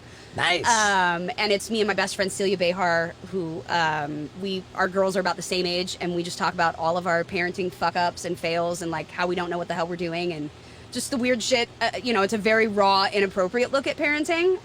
Like my mom says, you'll love the show if you don't mind the F word. Nice. But I'm just trying to stay busy and doing that stuff. How long have you been doing the podcast? We just celebrated our 2-year anniversary, but we've done 4 seasons, so we've done like 2 seasons a year. Okay. And where can they find it? They can find it anywhere on Apple, on iTunes, Spotify, Stitcher, Everywhere. Anywhere you can get your podcasts, you can download it and subscribe to Never Thought I'd Say This, and on our YouTube. Oh, that's the name of it. That's the name of it. Never thought I'd say Never this. thought I'd say this. Yeah. Wow. Because we started out like neither one of us. We were like, I never thought I'd be a parent. And all and not only that, but like all the shit you're like, I never thought I'd have to ask someone like, please don't lick the toilet. Like I just, things that you have to say to kids as you're parenting, where you're like, I never ever thought this string of words would be put together and I'd have to direct it at another human being. That's because funny. what the fuck is happening right now? That's funny. That's epic. Yeah. Did I know that Netflix is like notoriously like kind of like not open about their numbers. Sometimes they choose to say, oh, well, this many households, whatever. Like everybody. And it's never necessarily an accurate number. You never really know. But like independent, I don't even know what like companies have or people there's have always looked into it and Nielsen. tried to figure out kind of what their numbers are. And I do remember that I believe Fuller House the season it premiered was like one of their top watched shows that entire year. Cool. So yeah, I guess now we they did have well, like 1 but through 10. You always know what the top. they're Well, the top, top 10, trending. but like they Right. never. But that could be Right. anything, and Right. and I think the top 10. It's also like what your algorithm set. My type Oh, of the top top 10. ten. It's different for Top everybody. 10 I for think my. I don't know, but I do notice like sometimes my top 10. I'm like, oh, I don't have that in When- my kids. If When it's fu- not fucking true crime, like really creepy, That's disturbing. me too. I'm like, I'm all about the fucking serial Straight killers. murder. I'm Yeah, actually wow. doing one of those like hunt a killer things. Like Oh, my yeah? boyfriend got it for me for Valentine's Day, like a 6-month subscription to one of those things where you like, hunt the killer or whatever. It's a fake one, but I love that shit. Wow. Love it. Hey, how many eyeballs were on Full House at its peak? Oh God, I'm I know we gonna made guess- it to I'm number gonna- 1 a few But, times, but we were in the top 10. It was lot. network, Is that like 10 right? million? It was ABC. ABC. And we were like the TGIF kind Channel of. And it was Yeah. prime time. right before Friday Family nights. Matters. Friday nights. Yeah, we did. I'm guessing, like, did you break 20 million? Something like that, yeah, a lot. I mean, and we would fluctuate, but we were often in the top 10. Occasionally, I think we made it to number 1, depending on the episode. So it was a huge ABC show, and It is Right. huge. Yeah. And it's huge on Netflix, so, like, so there's no way of really I wonder what has calculating more. when it was. Right. when it was more popular. But Yeah, it makes I don't sense know. that it would be more popular now because you've got multiple generations. Well, of- we got multiple generations, and it's all over the world. Like, we shot an episode in Japan for Fuller House. We went over there for a few weeks.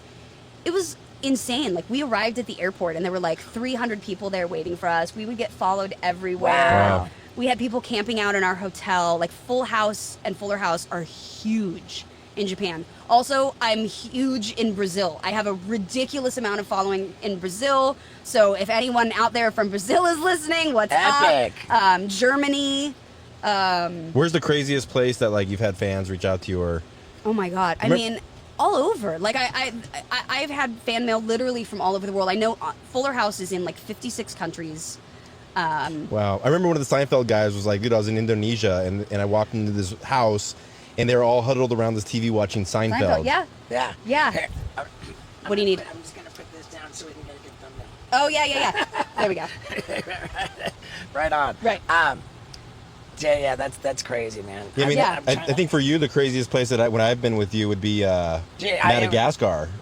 Madagascar. Yeah, I remember we were shooting Wildboyz, and we were on what was the Borneo, the little islands in yeah. Indonesia, Oh, and we were wow. filming with some like indigenous tribe, and they were filming being part of I their remember. ceremony. I've seen Wildboyz. Yeah. And this indigenous tribe guy like points to my tattoo that I got in the Hummer, Right. And he points. He goes, "Off-road tattoo."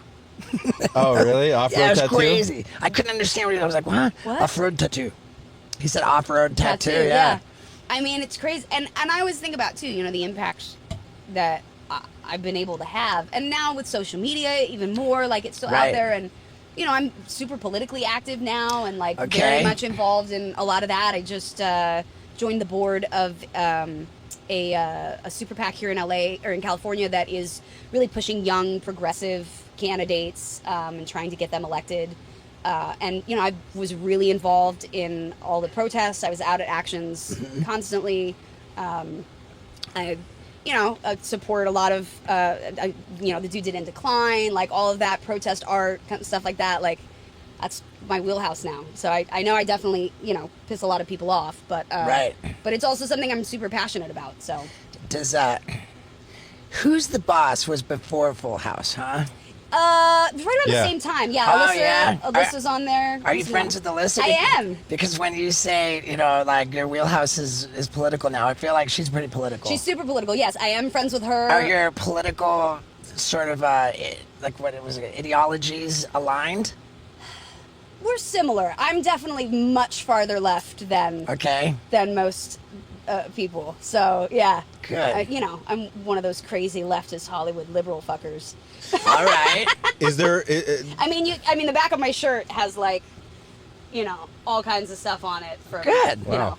from Cool. change.org. So If it's left to promote respect, then call Yeah. me left. yeah, yeah. It's all about just trying to really broaden our horizons and make people aware of what the world is, what's actually going on in the world.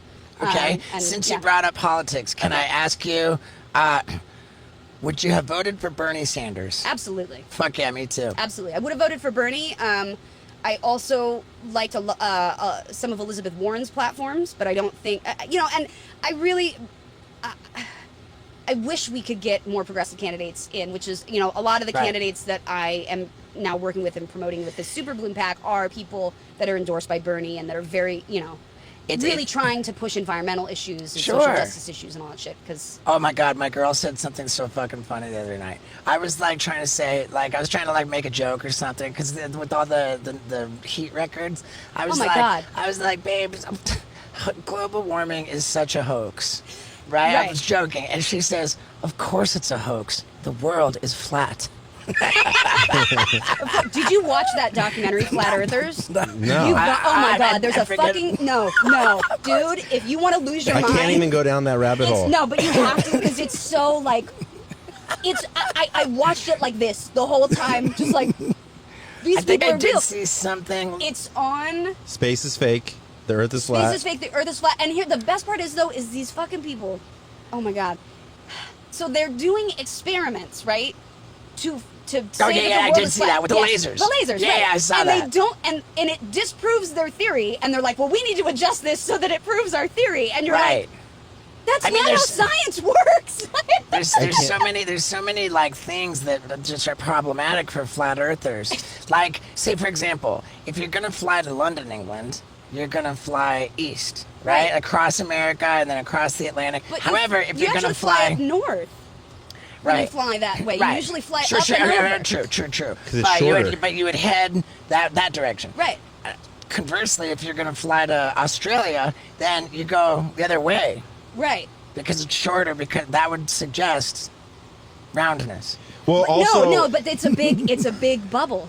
It's a big bubble, Steve. We're living in a dome. It's a dome. But my question is, where's the fucking sun go?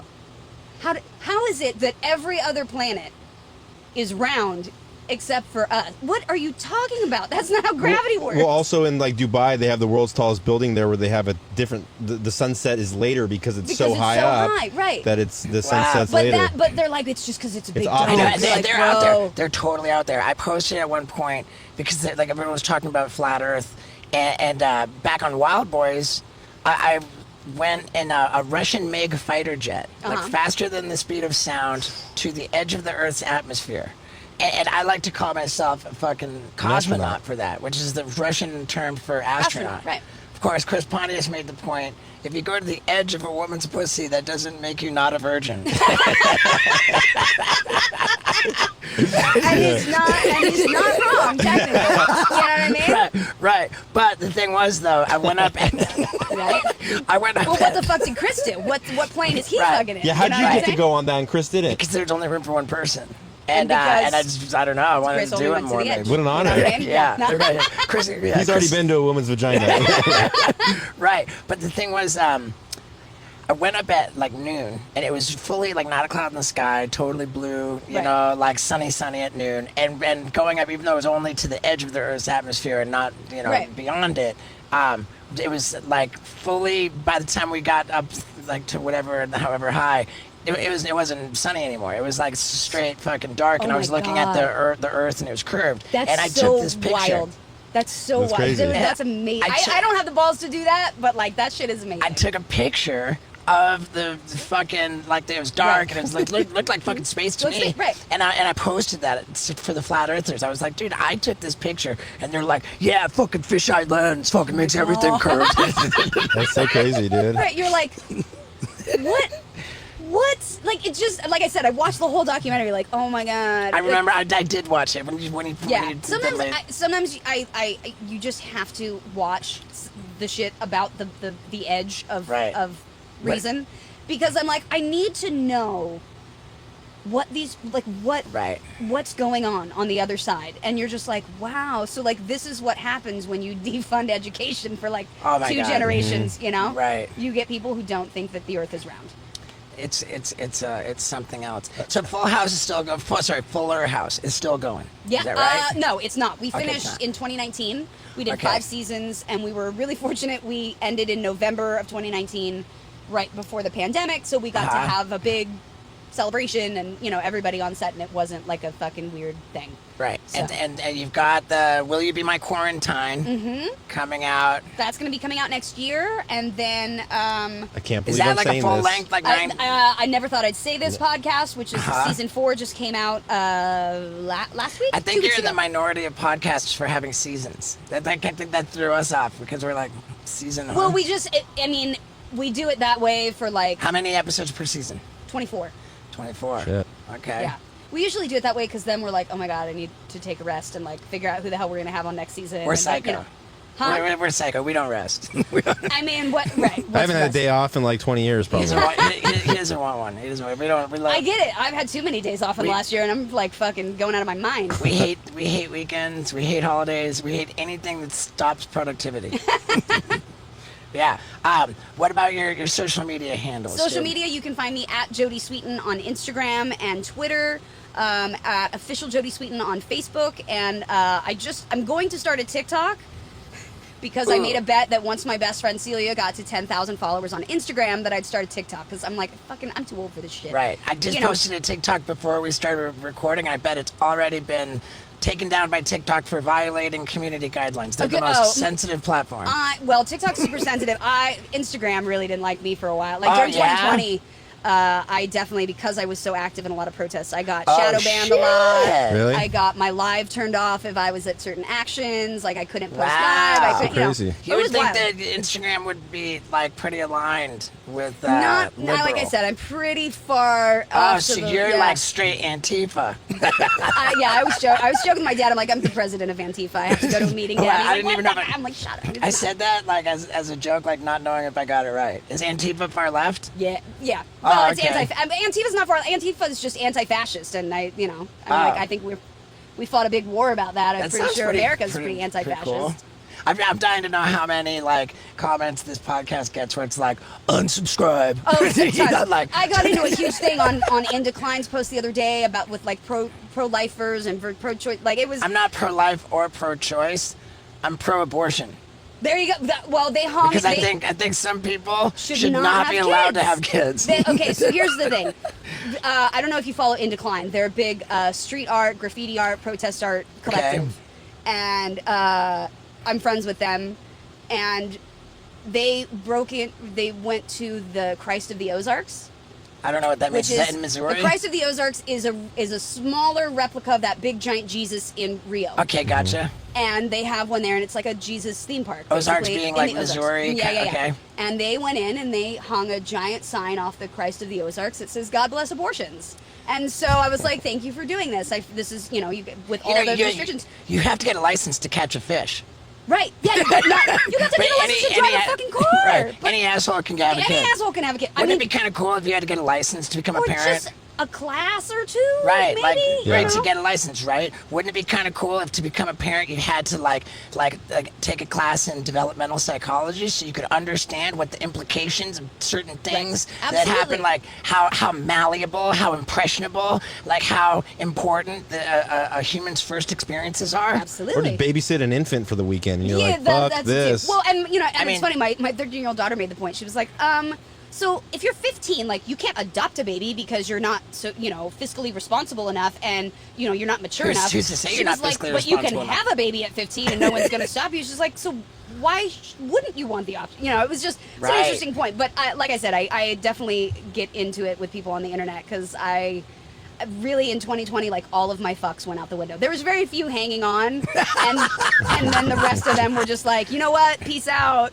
You're gonna go crazy, and I was like, yep, I'm ready. I love that so much. So I just don't. At this point, I'm like, I don't have time to just not be fully who I am. Like I'm 39 years old. I'm over the bullshit. The world is on fire. Like Right. literally. Who cares? Just I like, know. you got to stand for something, and I am very passionate about the things I believe in. And I feel like I have a platform and a perspective that hopefully will reach people that maybe aren't aware of some of the things. You know what I mean? Right. And or people just fucking hate me. That's cool too. Like I lose followers all the time. I gain followers all the time. I'm like, right. I am who I am. Yeah, I generally try to like steer clear of politics and stuff, just because like I don't really care to alienate people, and it's just like Right. too much. It's too much of a Yeah, and I mean I definitely before I applaud you. I Thank applaud you. you for your bravery to be in that forum. But I a think lot. I can safely say nobody cares about Steve-O's political opinion. Right, and it's not even. Yeah. I know that like Jodie Sweetin's political opinion isn't the thing. It's more like, I know that I reach an audience probably of a lot of middle America, Right. white people that maybe aren't aware of some of these things or aren't exposed to the diversity of communities that we have here in LA and that I've grown up with, and I just feel like trying to be an ally and trying to talk about that stuff, and I definitely consider it before I started doing it. Like that Right. first post when I posted about it was about actually sexual assault, and I posted about it, and I knew it was going to be really polarizing because it was Christine Blasey Ford's testimony or whatever, and I posted about my own experience with it, and I was like, well, here we go. And there was one little fuck went flying away, and then and then like 2020 happened, and I was like, oh, let's go. Like, and I Well, power I to went you. for it. So I always say, I'm I don't want to alienate anyone. I'm trying to educate people, but also if you come to my Instagram page and you start talking shit to me, I'm gonna go at you, because it's like you came to my door, Wow. knocked on it, and then So started you yelling at engage me. it- So then you get mad when I punch you in the face after I've told you to leave and you don't. Like, that's just what it is. So you'll engage with it, huh? Like negativity? I will. It's not even that I engage with it, but it's like if people come on. I mean, I've gotten death threats. I've gotten all kinds of wild shit. If people come on my page and want to insult me directly, I'm like, I'll have some words for you, and I Okay. have some things to say, because like I say, I go, you just you always showed feel- up here and came here to engage in this conversation. I didn't follow you. I don't go on other pages. Understood. You know what but, I mean? But by having words for them, you're giving attention to them, and like kind of where, like in my Sure. view, it's just if it's negative, fucking delete, block. I do that move with on. a lot of stuff. It depends on what it is. It depends on if people are like, I've had some people on there who I will engage it with that are completely opposite of me, and I can engage in calm debate all day long. Like, I'll have a conversation with you, but if you want to come on my page and say some shit, like, I'm going to say something back, and then I'm going to be like, and now I'm done with you. You know? All right. Well, I'm going to tell everybody to go to your page and say nice stuff. Stay nice. Yeah. And that's the thing. Like, I post about fun stuff a lot of the time too, but I post about my life and what I'm really passionate about. I hate the narcissism of Instagram and social media. It's why I don't like having a lot of platforms, because I'm like, what the fuck why do I want to see my face more? You know what I mean? Like, it's like, it feels so narcissistic, and it's so not me that Sure. like, at least when I feel like I am trying to take action or trying to promote something that I believe in, it feels a little less about me. I just don't Right. like making Okay. things about me. I've always been about making everything about me. I'm just, as evidenced by your suicide plan.